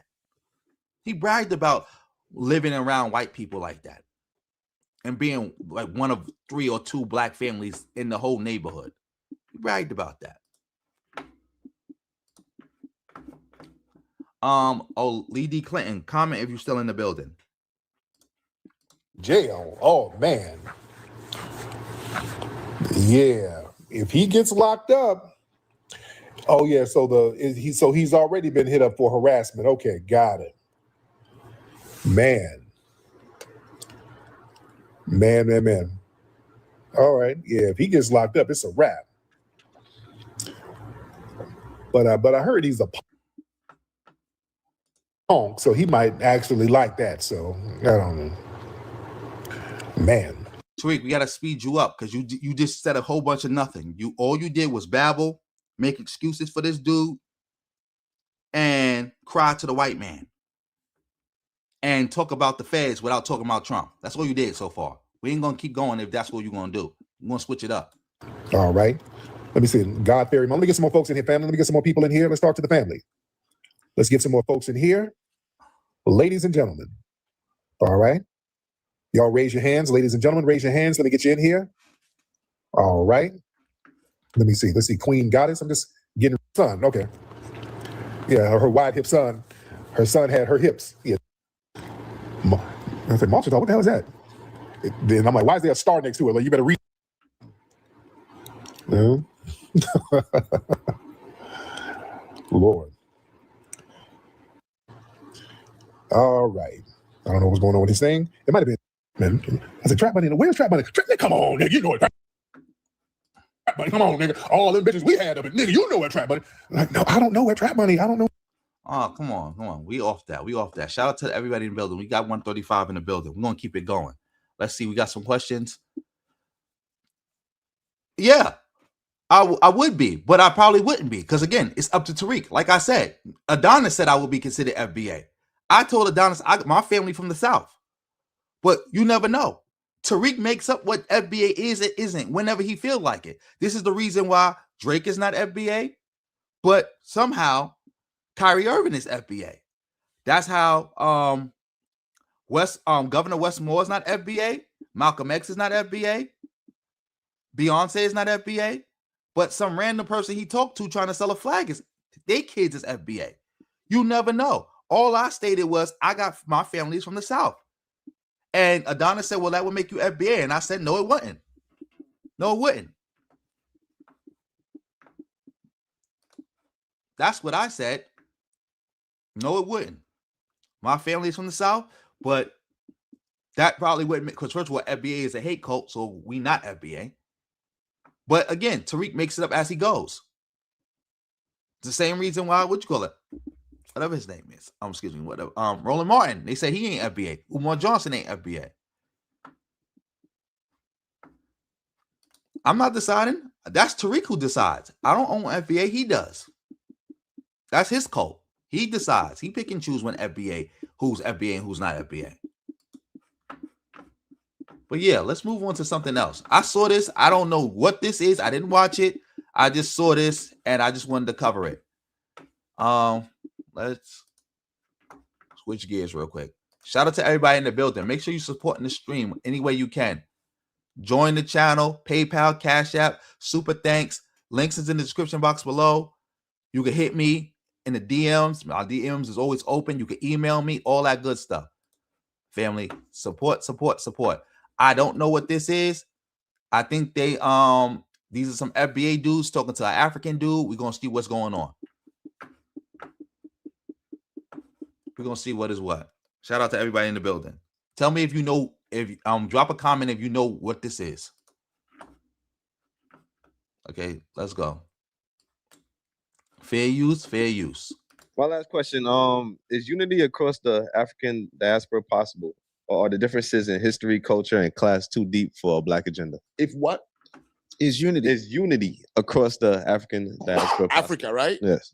Across the diaspora, meaning African Americans, Caribbeans. Oh, hell no. Never. What is unity? Describe the unity. Show me a picture of what you mean by unity. Coming together. Coming to a conference. The European Union is together. No, as countries. Yes.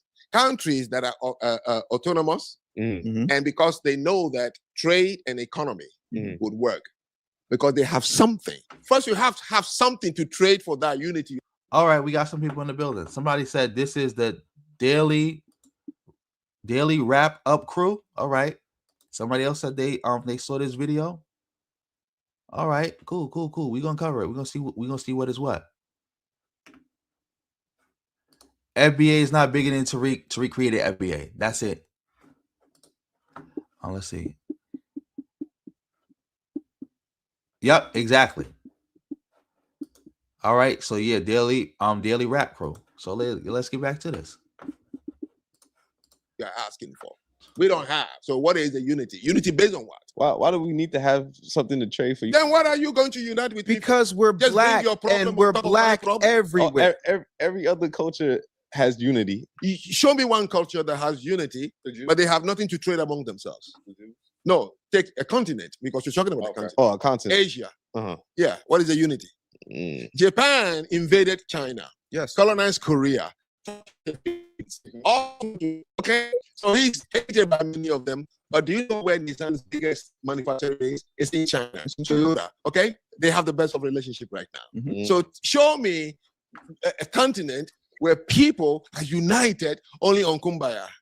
So No, nobody's saying kumbaya, but what? Okay, what is it? Here's the thing, Frank. There is a reason, and if I'm wrong, I apologize in advance. No. But there is a reason that you became an educator. There is a reason that you took little boys, not unlike me, over to Africa. There is a reason that you prevent people who look like me and who come from my particular lineage from getting thrown out in the streets. And I'm willing to say that reason is because you care, because whether you understand it or not, and I think that you do, I can't speak for you, but I'll allow you to tell me if I'm wrong, because you still see me as a brother.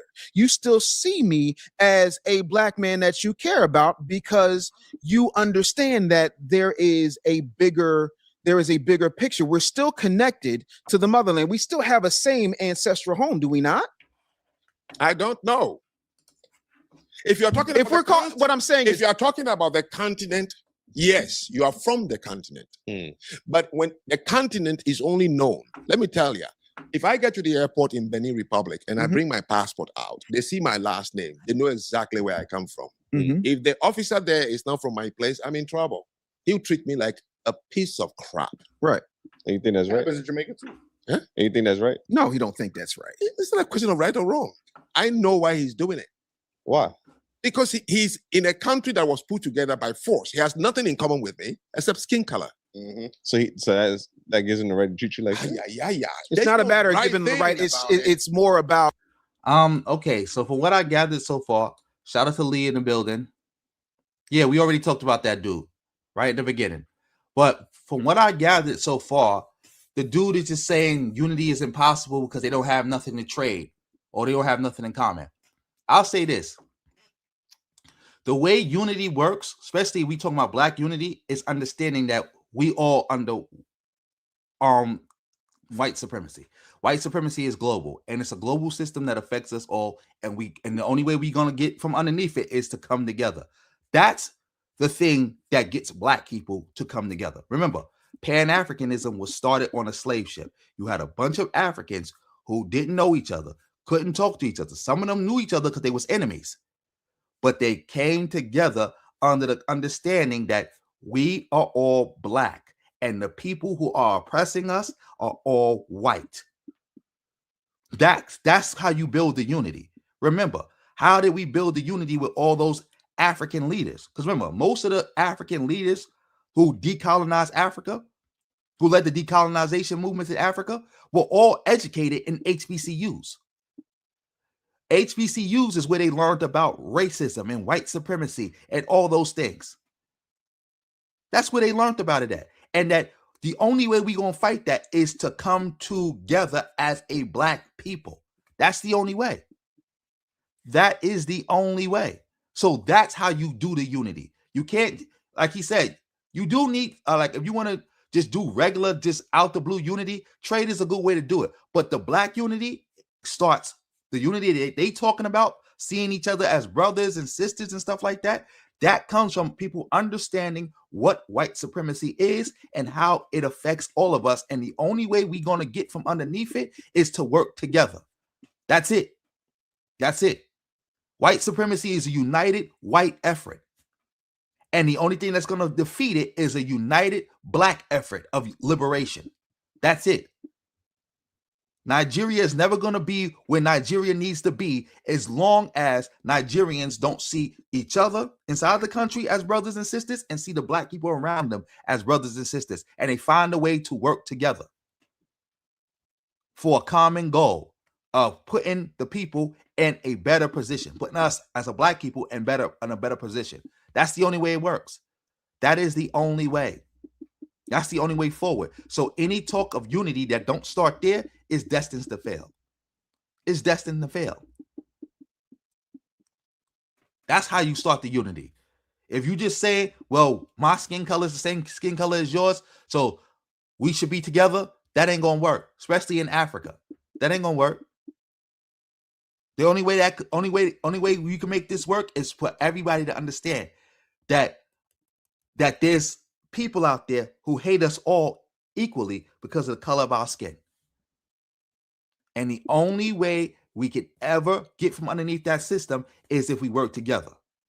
Remember, a lot of African countries is poor the way they poor because America, who is the leader of global white supremacy, pick winners and losers. They pick Africa to lose. They pick East Asia to win because of racism. That's how you do that. Shout out to everybody in the building. Let me see. Lisa, the comment. This podcast is garbage. They grab. They just argue.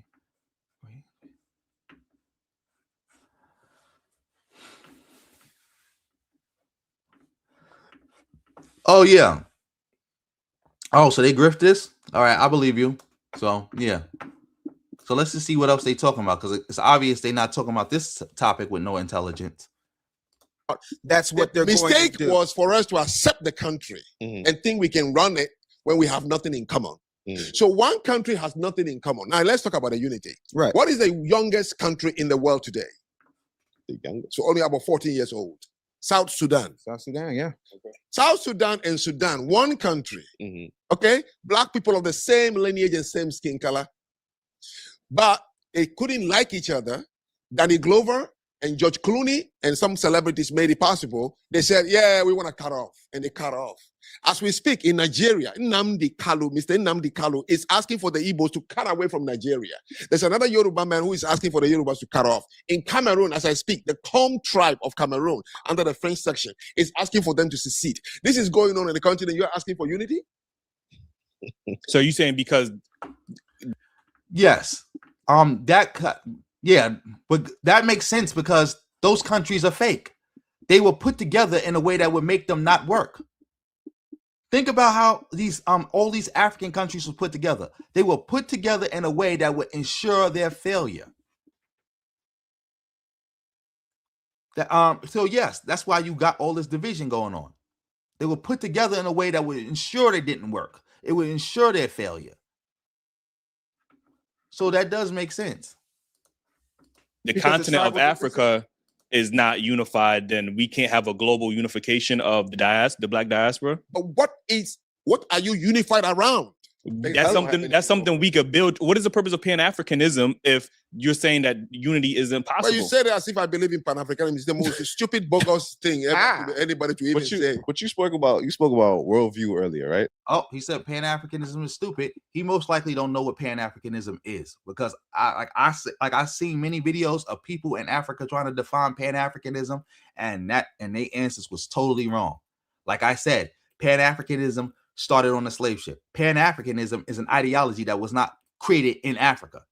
It was an ideology brought to Africa. And then because it was not properly taught, there's been a lot of bastardization and a lot of confusion about what it is and what it's not. But yeah, let's keep it going. Oh, and peace. Nubian. No, it's Tyler Nubian. Is it Tyler Nubian? But peace, you in the building. One of my original members. Shout out to you. Go get your memberships, family. So what if our worldview was to uplift each other? Whose worldview? Black people. Which black people? All black people. No, there is no such thing. You can't go to Asia and say all Asian people. But why not? I am telling you, this is the mistake. We are the only ones who walk the earth, and as soon as we see a black person at the airport, oh, brother. No, I'm not your brother. What's wrong with that? Oh, Jesus Christ. Have you gone to Europe and you had an Italian man calling a German brother? Fuck them. What's wrong with me seeing you at the airport? This is the problem. You got to explain it to me then. Okay. I don't get it. Let me ask you. Let me tell you something. The story of Chaka the Zulu. Chaka Zulu. What was he famous for before they killed him? tormenting fellow black tribes in that region. Okay. So that's the man you're going to unite with? No. Okay. I'm just telling you. We think that skin color makes you and me the same. We're not. I am from a small tribe called the Ajak tribe in Benin. Benin is only 6.5 million people with over 40 tribes. When I say tribe, I mean the language is like French and Chinese. I don't have anything in common with the 49 other people in my country. Nothing in common. They speak a different language. They have a different God, a different religion, different food, different forms of wear and culture, traditions, and customs. See, that's the confusion right there. So do Europeans. They have all those things different, but they come together and unite under white supremacy to attack and oppress other people. You don't need to have the same God, the same religion, the same language, the same culture, or anything like that to come together and unite as a black people for the purpose of liberation. Just like white people don't got none of that in common, but they can come together for the purpose of white supremacy to try to dominate our people. We can come together the same way for the purpose of liberating our people. It's just that simple. It's not a hard concept to grasp. We don't need all that stuff to be the same. Because trust me, Europeans are not the same. The Europeans who ran the transatlantic slave trade were not the same. They didn't speak the same language. They didn't have the same God. They didn't have the same religion. They didn't have the same language. They didn't have the same culture. They didn't even go about the slave trade the same way. But they was all united in white supremacy. All united in white supremacy. Just like with the Berlin Conference. What did all those white countries have in common? Nothing other than the fact that they believed in white supremacy and they wanted to dominate Africa.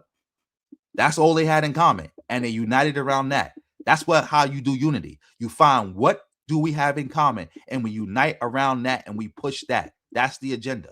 What do we all have in common? We are all victims of global white supremacy. And the only way we're going to get from underneath it is if we come together and fight it together. We unify around that. We're forced. We all black and we all victims of global white supremacy. We're going to fight and unify around that. We're going to unify and fight around that. Carved and say, remain here. He's not my brother. Now you're asking for a global brotherhood of all black people. Why would the black people be different from any continent? Europe is a global community of white people, but they don't go around saying brother and sister. Asia is a community of all yellow Asians in Asia. They don't go around calling each other brother and sister. Same with the Middle East, same with everywhere. Where only when it comes to black people you think we are all the same. We're not the same. Oh, okay. And look, hold on. Really quickly, this is why FBA was announced. Because once you guys acknowledge us as colored people, right? And then it went from that to African Americans. We embrace our brothers and sisters that was on the other side, right? And getting shitted on, and people with selfish mindsets, not thinking like how we're thinking, like let's connect, let's adapt to each other. When you get frowned upon, now this is why Black Americans, Foundation Black Americans say, okay, I don't want to be a part of what African American stands for because I'm not African American. They clearly, okay, then that's where the conversation comes in. Right okay, there. but look, but then you go with, oh, so what is this Foundation of African? You guys was African American. Well, it's like, why would I want to be African American if I know that you guys? Who is you guys African American? Well, the people that look at African Americans as if you're not African American unless you know what tribe you're from, what else, unless you didn't read I'm the not book African American. No, No, but what he's trying to, I got you. Okay. So you have to remember when it comes to their show, they have a lot of people throughout the diaspora, a lot of women who come up here and they will say things like, well, you guys don't know who you are. You guys don't understand where you are. You guys don't understand your culture because you don't even have a language. You can't tell me where you're from. And they're like, oh, I'm from Brooklyn. I'm from Philly. No. You from Africa, but you don't know what tribe. You don't know this, that, and the third. So you're not really African American. Y'all are lost. Y'all are lost people. Like, that is you could just this is like getting kind of like people just like kind of talking in circles because like nobody's really getting to the heart of the issue. And I think this Randall. I think that's I can't really see. You're right about this, about what your point. You're also right about this because Jafaican, what I call Jafaicanism, is big in New York. Not was big. It is big in New York, where a lot of black people in New York pretend they got black immigrant ancestry or they something else. It's like, yeah, they are definitely rambling. I'm about to get off this because like they definitely rambling, and it's because it's getting late and I got to get up super early because they are rambling. So let's see if they can make a point. Just taking their show as a case study, you could pick any random episode and find somebody saying something along those lines. Yes. None of that does anything. I see. For things. Let me explain something. So, the term African American is correct. It's Afro-Brazilians, Afro-Cubans, Afro-Americans. The Afro, you can make it African. I am not African American because I'm from Benin. Right. So I'm a Beninois American. Obama is Kenyan American. Right. You are African Americans, which means I can look at you and trace that you are from the continent, except that I can't trace which specific tribe. That's why we use the continent as a whole as a prefix to your current nationality. So would you call somebody from Haitian, Afro-Haitian, or Afro-Jamaican, or Afro-Trinidadian? Now, very good point. You see, those who live in the Caribbean, they are homogeneous by skin color and they don't have any mix of people. So you just call them Jamaicans, Haitians. You don't say Afro. But Brazil is not originally all black Caribbean country. It was Portuguese, and then they took blacks there. So to differentiate, you say Afro-Brazilians. Yeah. So that is the difference. Yeah. Okay. So if I look at you, I say, oh, wow, these are brothers and sisters who once could have belonged to. Now, I bet you, if the African Americans who came here had been able to trace their tribes, their country, you know, that kind of thing, oh, you wouldn't look at me and say, I'm a brother. No. I'm telling you, without that information, I want to call you a brother. Oh, no, I totally, I admire it. Yeah. I admire it because I know it's a very endearing word that African Americans use here to show that we are in a struggle together. Okay, I understand struggle. that. We're unified to build together. So I think you're looking. Okay, so that is what he was saying. Right. He said something was interesting, that I educate for a reason. I do. Yeah. I also uneducate. Meaning there are certain promises we are being given. It's just diverting us, and it's not going to happen. You're not going to have a Pan-Africanism. That is one. It is only for groups of people who are thinking that there's a reason they can't build South Africa. So now you're looking to join because misery loves company. Oh, don't let Dr. Umar hear you say that. Oh man, yeah, this is like getting kind of like babblish and ramblish, and I don't see them making a point, so we might have to move on. We'll give them like 30 more seconds. So no, I don't believe in Pan-Africanism. It was created after, Kwame Nkrumah made it popular, you know, but even though it was created a long time ago. Oh, a point about that. A lot of people was criticizing, shout out Kwame Nkrumah. They was criticizing him, saying that what he was pushing wasn't actually Pan-Africanism. Dr. John Henry Clark called it Pan-African nationalism. He said it's not Pan-Africanism. And I agree with that. Because a lot of stuff, when I hear people, because when they was talking about African unity, they was talking about the continent.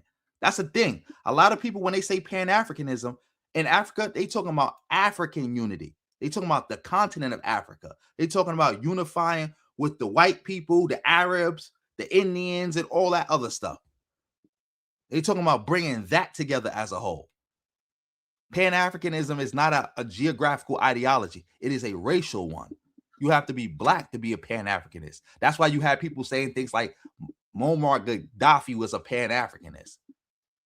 Because he wanted to be, because he was calling himself the king of Africa. He wanted to unite Africa under his leadership. He's an Arab. He not no Pan-Africanist. That's out. But anyway, yeah, we have to get off of this. Because again, I don't see them like pretty much talk about anything meaningful. Maybe we give them 30 more seconds and see we hear something. Kwame Nkrumah, and why was he created here? It makes sense. Because when you are in captivity outside, you long for the people there. You know, you remember the song By the Rivers of Babylon. Yep. Here we sat and we remembered Zion, even they don't know. So you are remembering Zion. So it's fine for you to have that need to say, look, if I can only connect with my people. But I am realistic that unless you and I, one-on-one, we decide on how we want to relate, there is nothing common and natural that is going to make me and you ever understand each other easily as an African-American and I. Impossible. Yeah, I'm gonna end it right there on that note. But it's not impossible, because again, we have done it. Like you just mentioned, Kwame Nkrumah. Where was he educated at? In America. He was educated in America, and he was taught Pan-Africanism, and he was made to see the connection between all of us. Because what he said in the original beginning was true. Like I said, Pan-Africanism did not start in Africa. It started on a slave ship. It started over here. That's where it started at. Because again, we was a bunch of different black people all held in captivity, understanding that, hey, we got to stick together because our skin and the people who are oppressing us, they speak different languages, they got different cultures, but they united in their skin. So yes, we can make the connection. We just got to make sure, like people explain to Kwame Nkrumah, that same white person that is oppressing us over here is oppressing you over there. That's how you do it. Shout out to Lee. I just got a donation on Cash App. So we about to get into this. Yeah, we about to switch gears real quick for another video. Let me see if I can find this video right now. Shout out to everybody in the building. Shout out to everybody in the building. We're gonna see if we can find that video real quick. I just got signed. Let me see how many people we got in the building. Yep, 119. Let's get it.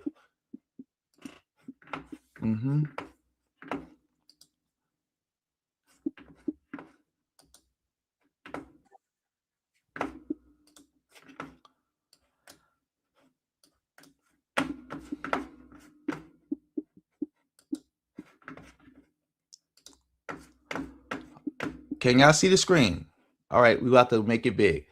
Again, shout out to I don't know if they want me to say their name. The person who just donated, they donated for this video. Like I said, you can donate and I'll cover the issues. Oh, you said it yourself. Hit me on the Cash App. Also, family, again, my Cash App is in the pinned comments. Is in the description box. My PayPal. If you want to just support. If you want to hit me up to make something specific for you, you can do that too. We in the building. Let's get to this video. I don't even know what this is.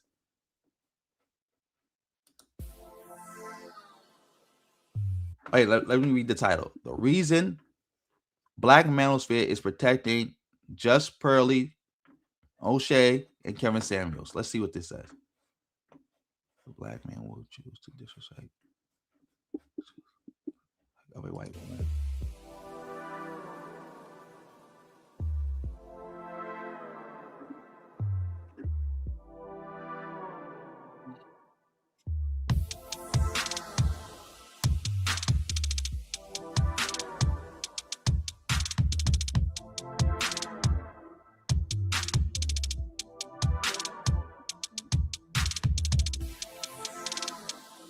Just Pearly Things or Hannah. Oh, again, fair use. Let's get into this, family. Support the stream. Make sure you thumbing up the stream. Which is her real name, brought on a controversial figure from the alt-right, Nick Fuentes. She did so because she's attempting to take her platform in a different direction. She's trying to enter into the political arena, and at this stage, Nick Fuentes was probably all she could get. The Black Manosphere, O'Shea Duke Jackson, Mediocre Tutorials, Obsidian, not only didn't give any pushback for her racialized statements, they supported and made excuses for her. Dennis Spurling, a prominent member of the Black Manosphere, and it seems one of Kevin Samuels' closest friends, is positioning... No, I wasn't about the balance. I was just getting off that topic. But we're going to see what's going on with this. ...himself to be the next Kevin Samuels. These men really believe that this white woman is taking them mainstream with her. even if that means getting in bed with a known white supremacist and selling black women down the river. Wait, isn't this how we got to this country in the first place? As I said, the Black manosphere and the manosphere specifically will get bigger with one caveat. See, the manosphere has been impregnated. And more likely than not, your new leader will be just pearly things. Why? Because she is the most popular and she is speaking the talking points. Just like Kevin Samuels. You didn't like him either? It doesn't matter. He was deemed your leader. What you know now to be the Black manosphere, it'll be there in spirit. You'll still have the same people, but the loudest voices will be coming from those recent additions mentioned earlier. I didn't know they was cooning like, I know they was always like, you know, buck dancing in the manosphere, but I didn't know they declared that white woman a new leader. I didn't know they did that. Like, come on now. This is crazy. This is crazy. They ain't never beaten those allegations, bro. And what that's going to do is force you all to look around and say, do we have anyone strong enough to push back? More likely than not, you won't. Give me something to be really mad at. That's what I want you guys to do. You know, I'm not about this outrage culture. I'm not about this feelings-based shit. You know what I'm saying? Based off of those two clips, give me something that's like, give me something that's like, oh fuck. I'm like, Jesus. You know what I'm saying?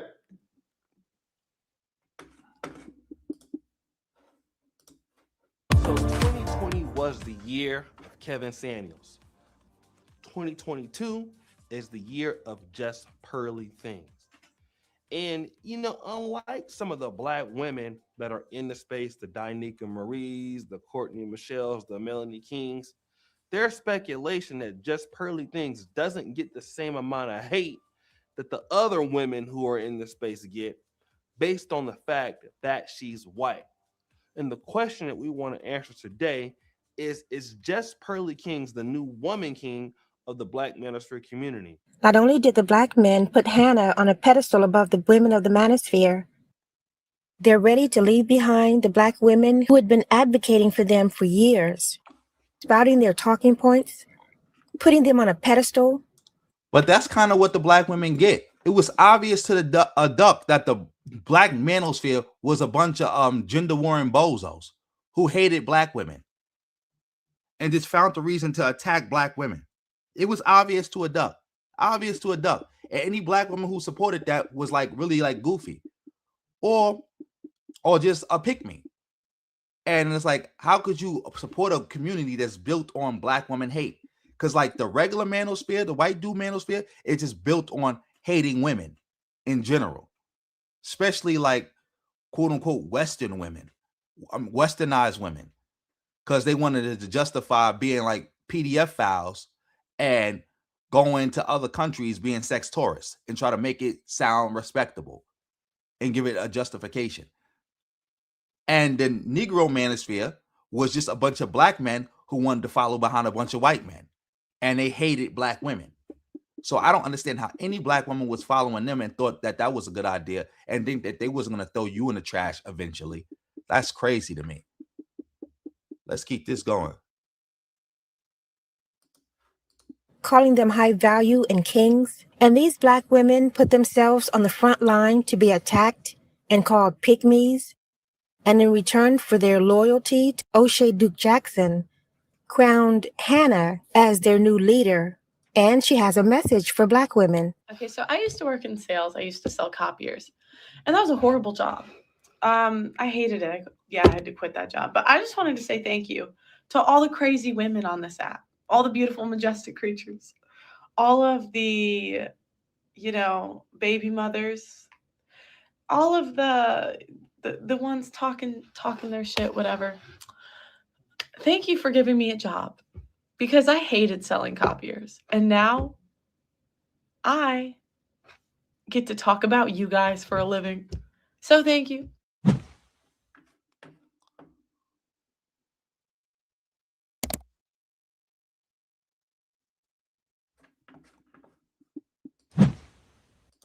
When O'Shea Duke Jackson, Anton Daniels, the Lapeef Network, Obsidian. Yeah, but that's what everybody knew that was gonna happen.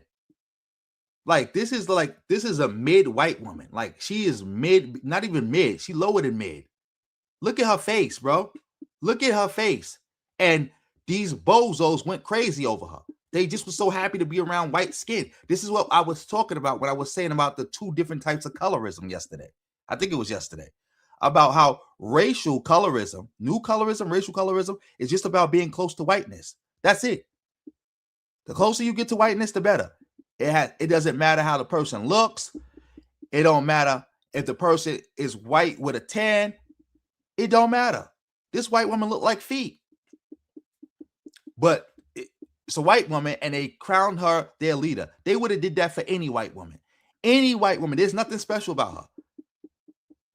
Any white woman who would have came around and did what she was doing, they would have made her the leader. They would have made her the leader. Like she's not even saying anything insightful. She's literally just saying a bunch of racist stuff and repeating stuff she heard from these bozos, and they want to make her the leader. She's not even an 8-ball, bro. That's too much. She's not even an 8-ball. She not no 3.5. That's too much. She not no 8-ball. Nah, that's out. You know she does. You know she does. That's like you don't gotta bet. You know. You know. Yeah. Maybe we could do a solid 3 to a deuce. She a solid deuce. Like, yeah, we got to knock a point off for the smell. So she a deuce. She definitely a deuce. Ali put Hannah high above all the other black women in the manosphere. Did they know that she didn't even agree with or trust Kevin Samuels' message about relationships? My biggest criticism of Kevin Samuels, he constantly is preaching to tell people to like get married, stay married, get back with the mother of your kids, whatever. But he's only been married for 3 years. And I know he put out a video recently saying, oh, well, you wouldn't, like, nobody ever asked if Steve Harvey was married. But personally, I've listened to a lot of Steve Harvey, and I thought the same thing. I thought it was ironic that he was giving out. Yeah, no, she was the queen. She is the queen of FBA. And this Pearly girl is the queen of the Negro manosphere. The king of it, actually. She's not no 3. We told you. She a deuce because we knocking a point off for the smell. Smell matter. We knocking a point off for the smell.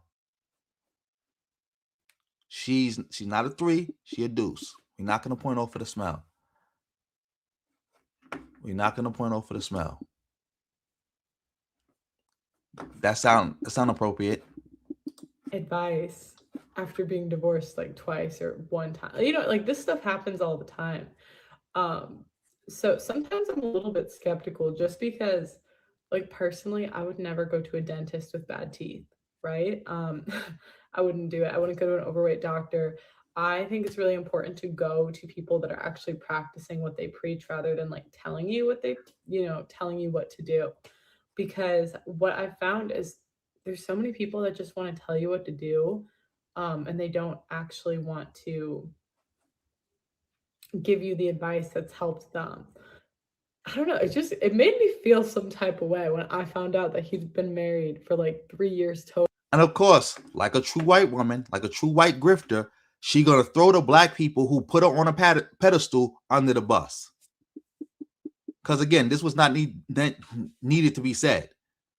Even if you did feel that way, you could have did it in a more respectful way, or you could have kept your mouth shut. But again, can't help themselves. In true grifter fashion. And I think she's a bozo who's like in a relationship with a Dominican dude, a black Dominican dude who think he not black, if I'm not mistaken. In his entire life, and he's trying to preach all this stuff about how to make a marriage work. Like that's kind of weird to me. This next clip is O'Shea Duke Jackson's reaction video after finding out that Hannah had Nick Fuentes on her podcast. And you be the judge and ask yourself if it sounds like he feels insulted or upset. No, so funny. Also, this y'all helped blow this Deuce up, and she never brought none of y'all to her platform. She never brought none of y'all to her platform. As far as I know, none of the people in the Negro manosphere ever been on her platform, even though y'all the ones who platformed her and got her where she at. Or does it sound like he's just explaining her next business move? He's actually praising her work ethic and her professionalism. And he says that Hannah became a huge success because she's organized. She knows the business due to her collabs and hard work. But where's the outrage? He's using... Brandon, I hear you. I'll just say that. I hear you. A very soft tone and explaining that it's just business and there's nothing to see here. A few days ago, Just Pearly Things had an interview with white supremacist or white nationalist, whichever you want to categorize him, Nick Fuentes. Now, Nick Fuentes is a 24-year-old man who is very outspoken about, white nationalism and things like that. So she had him on a live stream. Now, what's very interesting about that is Just Pearly Things has a podcast that is based in London. And I would say that the majority of her full-time cast, I would say, would be a member of the Black London community. Like there's King Richards over there. There's a few other brothers over there. And they've built that channel into a really good powerhouse. She's really organized and things like that, which would make me wonder why she's interviewing Nick Fuentes. Now, typically she talks about things like modern women. A lot of the things that you would see in the manosphere are talking points.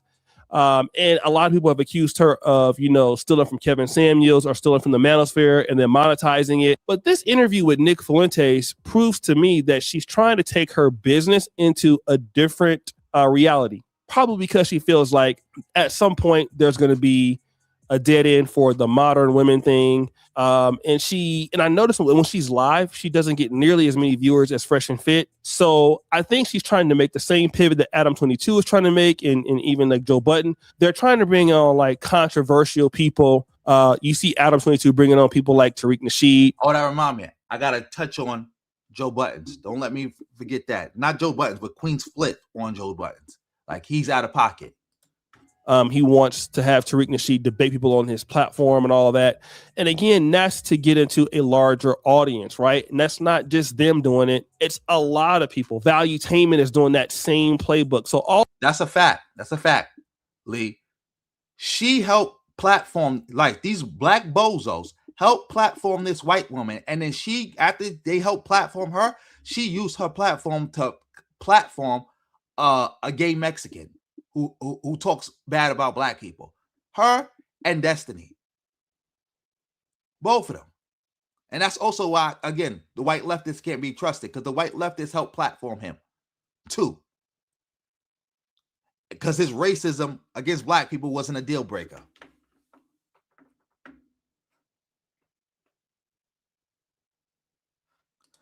You said he taught her a new one? Probably did, because she only because she disrespected him. That's it. All that other disrespect she was throwing towards black women and everybody else, he had nothing to say. It was only because of disrespect that she showed towards him that was targeting his brand. He had something to say. Let's keep it going. Let me see. Why did they not know that was? They knew. They don't care. They don't care. That's what you got to understand. These bozos hate black women. They hate the black community as a whole, but they mainly hate black women. They think these are the type of black men who think they different, who think they special, who think the black community is holding them back, who think that if the black community just did what they said, they could save the black community. But they're refusing to save the black community because the black community is too far gone. So they're going to save themselves and suck their way into the white community. That's why.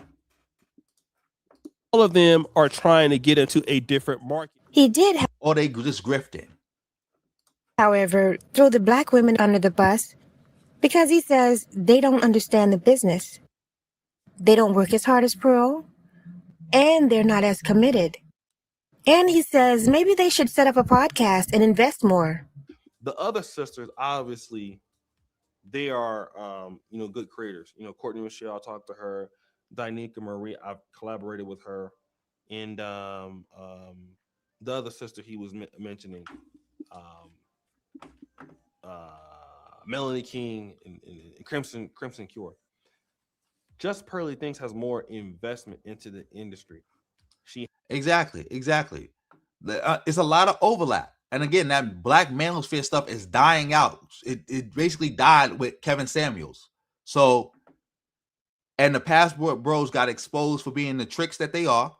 So it's like, so that stuff is dying out. So that's why a lot of them is trying to grift to the FBA thing. And again, O'Shea, you're a millionaire. Why you ain't invest in a sister? Why y'all invest the time in these sisters the way y'all invested in Just So Pearly? Because y'all talk about, oh, she got so much investment. Just Pearly didn't have all that investment when she started, but y'all definitely invested in her and helped boost her platform in a way y'all never did, none of the black women.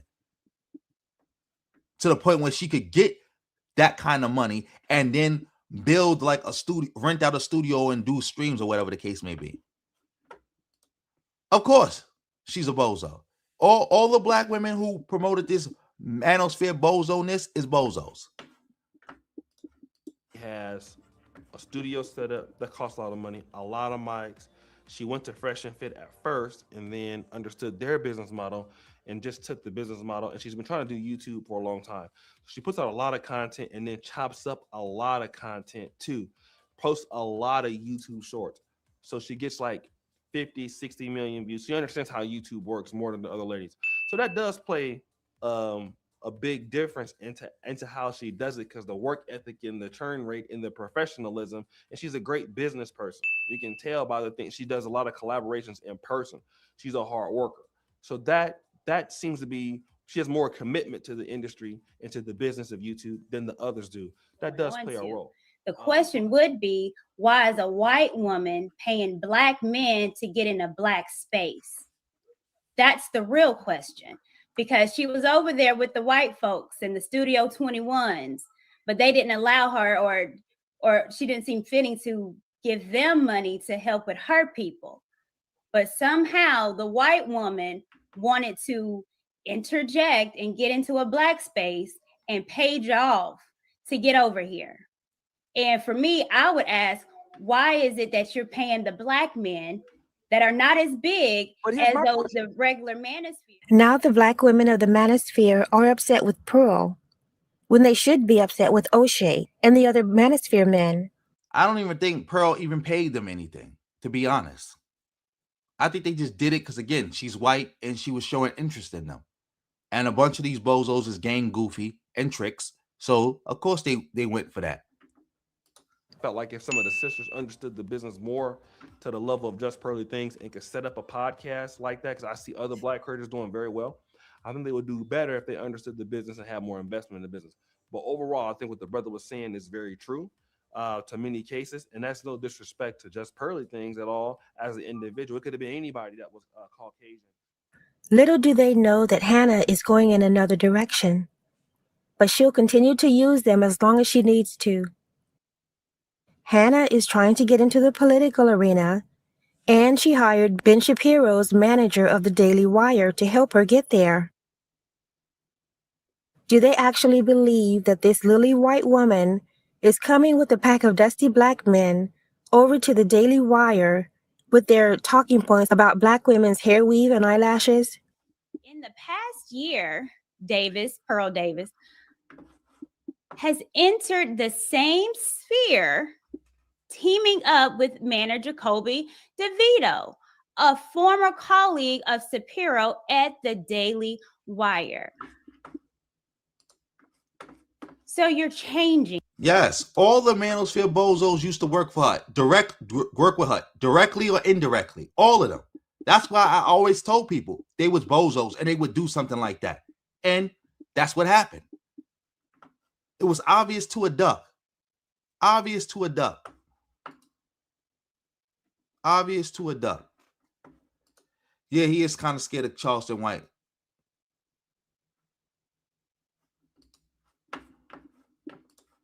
Now, you done used the Negroes up. You ran the bag up, and now you are changing. You have a manager, and your manager is from the Daily Wire, Ben Shapiro's old manager. Well, who is Kobe DeVito? Well, he's a social media consultant, talent manager, former director of the Daily Wire. So your drift is moving. You came over here, you paid Black men to get you in this space, used it up, got your money, and now you gonna drift off to somebody else, the Daily Wire, and trying to be a political phenomenon. The Black manosphere is still defending Pearl, trying to explain what she really meant, trying to downplay the damage. Wait, time out. You said she hired Anton Daniels? Oh, that's crazy. Anton Daniels got a big enough platform where he don't need to be working for no white woman, but I guess that's his get down. See, like I said, it ain't about the money. It's about them wanting to be closer to whiteness. And it's all because they still believe she's taking the mainstream with her. Clearly they didn't vet this woman before they crowned her the manosphere king. But even now, after all the racist things she's said and the information that's come out about her, the Black manosphere still believes she's in it for them. And if she makes it to mainstream, she's taking them with her. That's why they're still protecting and defending her. First, Hannah is not going to make it to mainstream because she's as dumb as a bag of rocks. Her mistake is that she actually believes the gaslighting by these Black men. That she's special, but being white only qualifies her with Black men. And in their mind, being white makes her smart. But if you watch her videos, all she does is memorize their talking points. And half the time, she doesn't understand what exactly she's saying. She doesn't understand what they mean, and most of the time, she doesn't do any research. Exactly. That's what I just said. Like, I didn't even watch this video, but I knew it. Like I said, she just say what they say. She not actually smart, but they bigged her up and was pushing her because she's a white woman. Like I said, any white woman could have jumped on a train and did this grift with these bozos, and they would have went for it. I bet you a white woman could come and do that to them right now if she wanted to. White manosphere threw her out. White women gave her pushback. And the only people gassing her are Black men. And Black women are the only ones willing to go on her show to be bashed. Hannah can't be too smart if she thinks that will get her into mainstream. What I have noticed about all of this is that the Black men in the so-called Black manosphere space don't even date Black women, and they certainly don't marry them. So again, why do Black women go on these podcasts? These men are only in it for the sole reason of making money. And it doesn't matter the destruction they're causing. It doesn't matter the reputation of the Black women they're destroying or the Black community. Oh, wait, time out. Who was striking Black women's channel on behalf of her? Who, Lee? Who was doing that? I believe it, but who was doing it? Because they don't like Black women and they nest in white communities. At this point, if Pearl or Hannah continues to strive in this space, it's due to the Black women going on her podcast and continuing to support their degradation. Oh, I believe it. And we're gonna have to cover that soon. We definitely gonna have to cover that. And that I don't understand, and I have no answers for.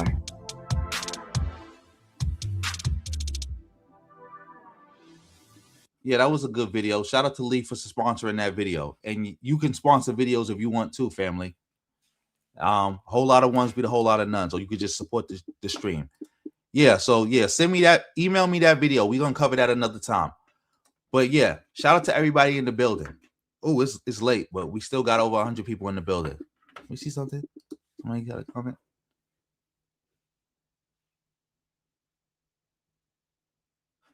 No, I didn't see it. But again, like I already knew she wasn't smart. I already knew she was a grifter. I already knew she was a bozo. It's obvious to a duck.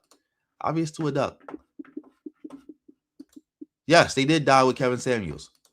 But let's go to a more important and serious topic, family. Let's see. Share this tab. As you can see, family, we got to cover this issue. This is very important. A white woman, like I think we covered this before with Professor Black Truth, but we're gonna cover it again. A white woman with the amazing Lucas about a white woman suing. Let's just let him explain it. Here we go, family. Let's let him explain it. Shout out to everybody in the building. Racism. Anti-white racism. Oh my goodness. So one thing that I think was underplayed and undervalued was the whole Project 2025. I think many people saw it as, a boogeyman as opposed to something that was serious and real and can have, life-altering impacts on this country as well as your life. And I think that's what we're starting to see now is the execution of Project 2025. Because the whole goal was to undo years and years and years of decades of progress. Now, once again, I would argue that in this country, progress is anti-Black. There is no progress made without anti-Black racism because the founding of this country is very much, rooted in anti-Black racism. Everything they've done has not been for the benefit of Black Americans. It's been to prevent blood loss. That's what it's been. It's been to prevent, life being shed. It has nothing to do with benefiting Black Americans. And I think we're starting to see a lot of Black Americans who are finally, it's starting to click. At the UN, they're saying that we don't think that, slavery was any, the biggest crime. Thank you. I'm happy you finally caught the show live. Make sure you hit the like button. Make sure you support the stream any way you can. Also, hit that pinned comment if you get a chance to. You don't got to do it now, but hit that pinned comment and go subscribe to my second channel. But I agree with what he's saying so far in the sense that all the progress in this country has happened it's happened from Black people. Like we the ones who've been pushing the progress in this country. All of it. And anti-Black forces have been the ones fighting back against it. Yeah, so I agree with that. We've been the ones driving the progress. And we've been getting pushed back by anti-Black forces. Yep. So let's keep it going.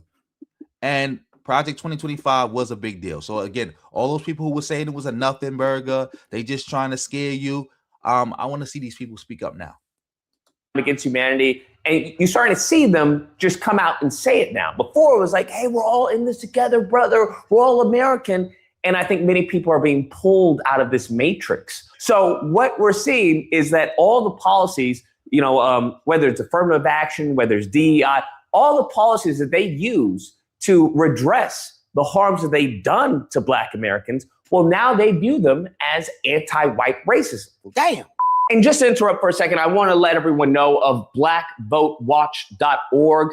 It's a website which helps Black Americans keep our representatives accountable, especially those that got into everything that they've done, whether it's they utilize the Civil Rights Act, they utilize the 13th Amendment, the 14th Amendment, they use the Black Constitution to undermine Black America. And the reason why I'm bringing this up is because recently there was a white woman who applied to a Black infant health care program. Now, this program was established in 1989 to help Black women. Now, what happened is that she was denied because she's not a Black woman, right? So, of course, that gives her leeway to sue. And she's suing rightfully under, the Civil Rights Act and, the Equal Protection. Not rightfully. That's not rightfully. She doesn't have a right to sue. Again, this is a total bastardization of the Civil Rights Act. This was the 14th Amendment and the Civil Rights Act. total bastardization. To say that policies and programs put in place to combat racism is discriminatory against the people who were doing the racism. It's like somebody saying, telling a thief they got to pay back the money they stole is also theft. That's like somebody saying, well, the government is stealing from me and the government is actually breaking the law because they're making me pay back the money I stole from somebody else. Protection clause, because she's saying, hey, you're discriminating against me as a white woman. Now, what many people understand is that this has happened for Latino organizations. Because I know many people want to say, oh, it's just black people, it's just black people. No, black people absolutely have been, the jump off, right? But you have to understand they view black, brown as a threat to their existence. That's been the case historically. We can go even into the records, medical records, and how they label certain diseases, Exactly. A sister died just recently, giving birth. The lady, the sister who made a wedding dress for like $30 or something like that, and she went viral. She just died recently, and she didn't need to die in the hospital giving birth. Illnesses, everything that they have is always, an evolution. It's always progress. Okay, everything that you have, everything that I have, and anyone else, it's always a de-evolution, a disease, a curse, or something. It's always negative. That's how they portray it, up until the point that they approve it. Right? Big lips. Oh, negative. We don't want. Yes, she might win this case because again, the conservatives control the court. So yeah, there was a lady who died, who did a whole wedding for $500. That's a damn shame. And FBA want to argue about tethers, and we got stuff like that happening. That I even saw a post where somebody was coping with male size. That, oh, you have to understand that male size, it signified intelligence, high IQ, that they were rich and everything. That's why all of them had small wee-wees. And it's just like, okay, gotcha. And that's the mindset. It's the Neanderthal mindset of black person bad, white person good. So when we talk about this lineage of evil, they will use the systems that you thought were in favor of you. They will use the laws that you thought were like, oh, finally, slavery. They admit that slavery is bad. Oh, finally, they won't discriminate upon race. Oh, right. They will use everything that you thought was going to be used for your benefit against you. And this is case in point. And more than likely, she will win this case, as others have won against Latino operations, against Latino programs. Because you can have a Latino program, but if you exclude, white women or anyone else, black, Latino, black, Asian, whatever, now it goes against the same policies or the same laws that they have said that, hey, you can't do that. So the laws that they use to, protect us, saying, hey, you can't discriminate against these people. Now they're saying, well, we can't do laws or policies to help these people. And this is the whole hustle. That's what you have to understand. That when people look at the Black Constitution, any of the laws that they put on the books, that you think, oh, we fought hard for this, we fought hard for that, is that you need to understand that it's a hustle, okay? That they had race laws discriminating against Black Americans for hundreds of years, okay? Okay. This is a race hustle. We got that. Keep it going. Yeah. Like somebody said, I think she's probably going to win the case too, because of the way the courts are set up. And this is why elections matter. For a good time, for a good period.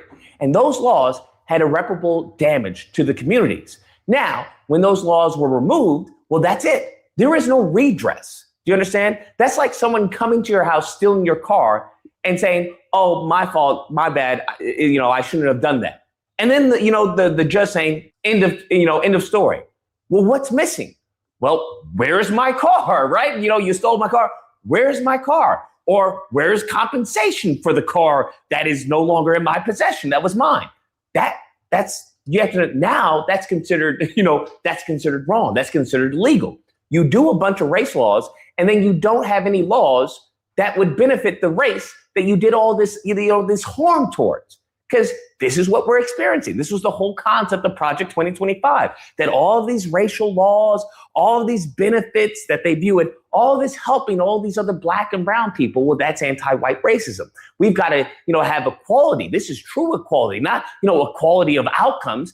And it's just a bunch of, anti-black racist lineage of evil rhetoric that they're using to try to put themselves back on top, because their birth rates are down. Their men are addicted to OnlyFans, or worse, I guess you could say it's worse, or they're transitioning at astronomical rates. Little Timmy is no longer little Timmy. Little Timmy's little Susie. Or they're, intermarrying. A lot of that, for when it comes to the racists, they view that as, as extinction. That's what you have to say. It's extinction. Now, yeah, like I said, like he's saying everything I just said before. But let me go on to this, family. Let's go on. Let me show you this to show you what I was talking about. As you can see on your screen, let me see, make sure the audio is still good. As you can see on your screen, it says it right here. The sister died. Like again, I found it. Died of complications in the hospital. There was no reason for her to be dead. This is what I was talking about in my last video that I did. The video I did so long ago. Matter of fact, I'm about to play that. Because yeah, we gotta play that. We have to. Shout out to everybody in the building. We gotta play that again. And this is what I'm talking about when I talk about the most important issues when it comes to black people. Let me see. RFK.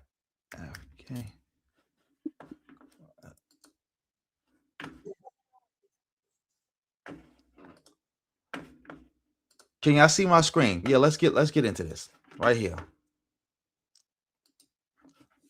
Let's see. I want to play this part right here. Florida. As you saw, family, that was a horrible, painful death that Barbara Dawson, 57 years young, suffered for no reason. That was not necessary. And stuff like that made me do some research. And then this is what I came across. Because this issue of black people in the healthcare system has always been on my heart for a very long time. Because of my own issues and family issues and friends and stories I've heard over the years. But this is what I came across. This is from NBC News. Links will be in the description box below. So if you want to read the whole article yourself. Blacks dying for lack of health care.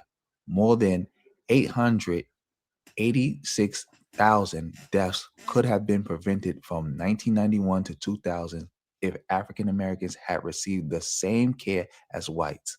According to an analysis in the December issue of the American Journal of Public Health, the study estimates that technological improvements in medicine, including better drugs, devices, and procedures, averted only 176,633 deaths during the same period. Look at that. Almost 1 million black people died in less than 10 years because they didn't receive the same care as white people. That's another reason why I always refuted the whole concept that crime is the biggest issue in the black community.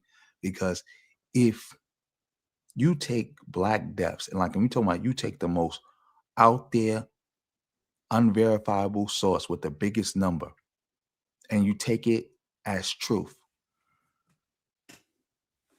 not even a fourth of the amount of black people have died from murder from the 80s all the way to the 2010s. If you comment person, the video I'm playing is a video about RFK and about why he was so dangerous to put in charge of the healthcare system because of all the stuff we already got going on with the black community. And putting somebody like RFK in charge would make it even worse. It would make it even worse. Look what I'm just showing you right now. Almost 1 million black people died from racism. Almost 1 million black people just died because of racism. That should not be dead. This whole video that's on my channel right now is about why RFK can't be the cannot I mean, while RFK being the leader of the healthcare, whatever, like healthcare secretary or whatever the case may be, is a terrible thing. Terrible, terrible, terrible thing. Add it all up, you don't even get like a fourth of this number. That's from the 80s to the 2010s. This is not even 10 years. This is not even 1 decade. Almost 1 million Black people dead who should not be dead. This is people's kids, parents, grandparents, family, other family members, friends, associates, just people in the community who are dead, old, young, who should not be dead. They should be here, but they're dead because they didn't receive the same quality of care.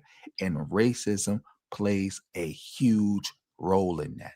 This is what makes somebody like RFK being the health secretary such a bad, bad, bad thing. It is a big deal. Big deal. That means 5 times as many lives can be saved by correcting the disparities in care between whites and Blacks than in developing new treatments. That's that. I don't even know what to say to this. I don't even know what to say. Like, yeah, that's the link right there. But yeah, I made the point. Look what it says. 5 times as many Black lives could have been saved just by about dealing with racism in the healthcare system than creating new technology and new care, new medicine. Like, come on now.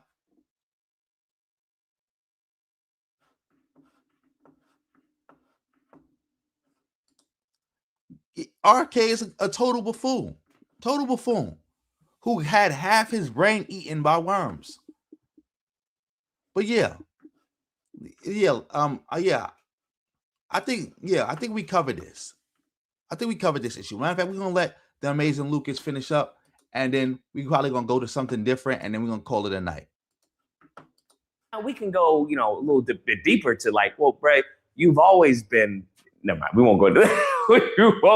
we won't go into that. But that's how they view it. That hey, we are now becoming a minority in our country. You are importing these H-1B visa workers who are from India, and they don't look like me. So I've never heard them complain about the Ukrainian immigrants. I've never heard them complain about any Russian immigrants. I've never heard them complain about the white Afrikaners. I haven't heard any complaints. And that's because, all skin folk are kinfolk to them. Ironically enough, the opposite when it comes to many Black Americans, just due to the depravity that these people have used to exploit our communities. Nevertheless, they can do no wrong.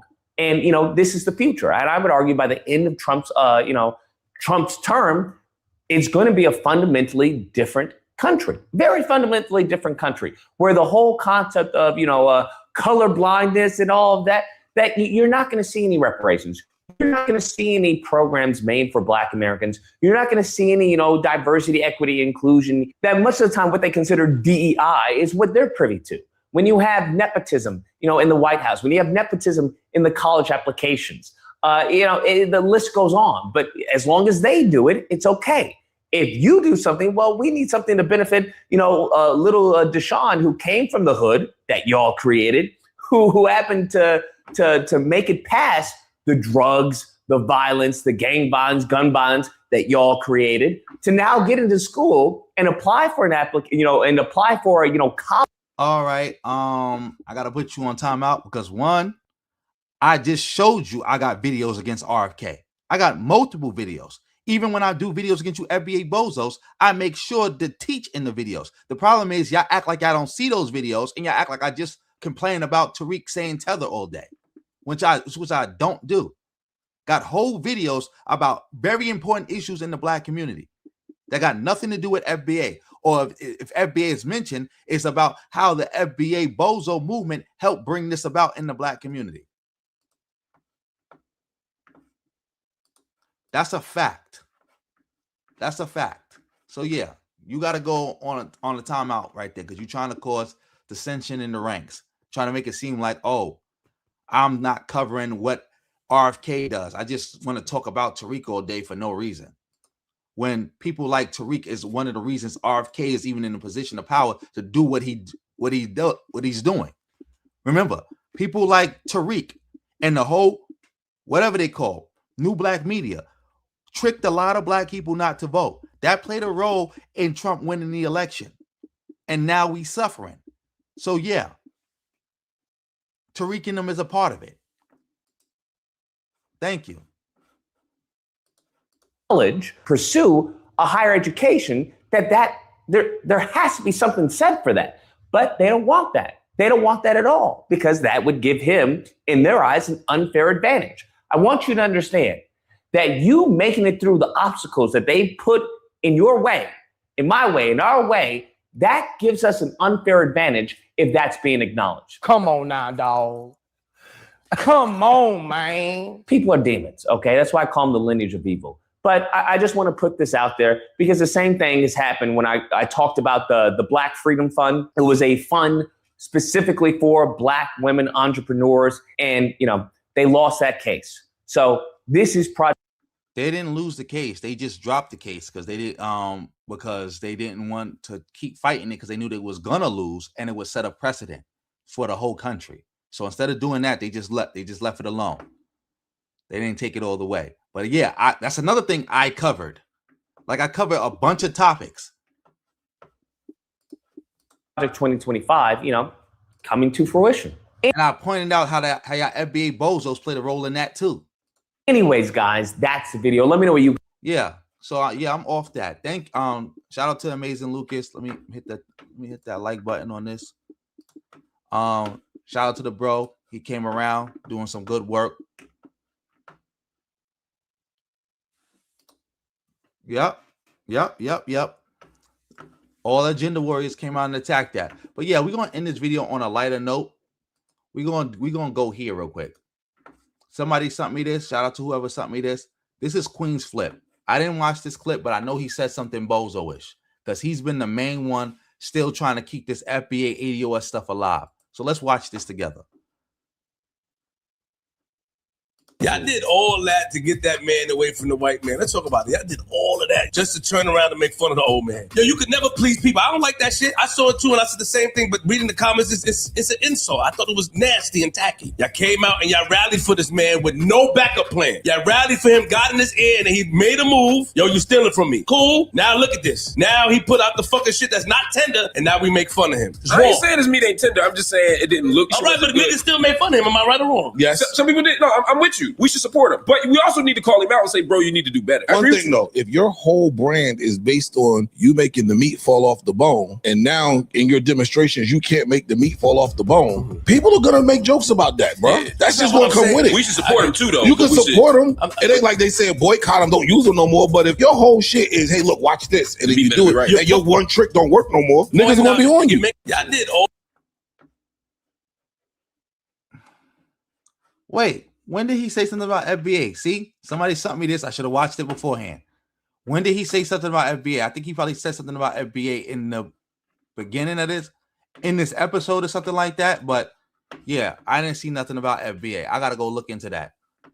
Shout out to everybody in the building. Yeah, I think that's the note we can leave this on right now. We can leave it on that note.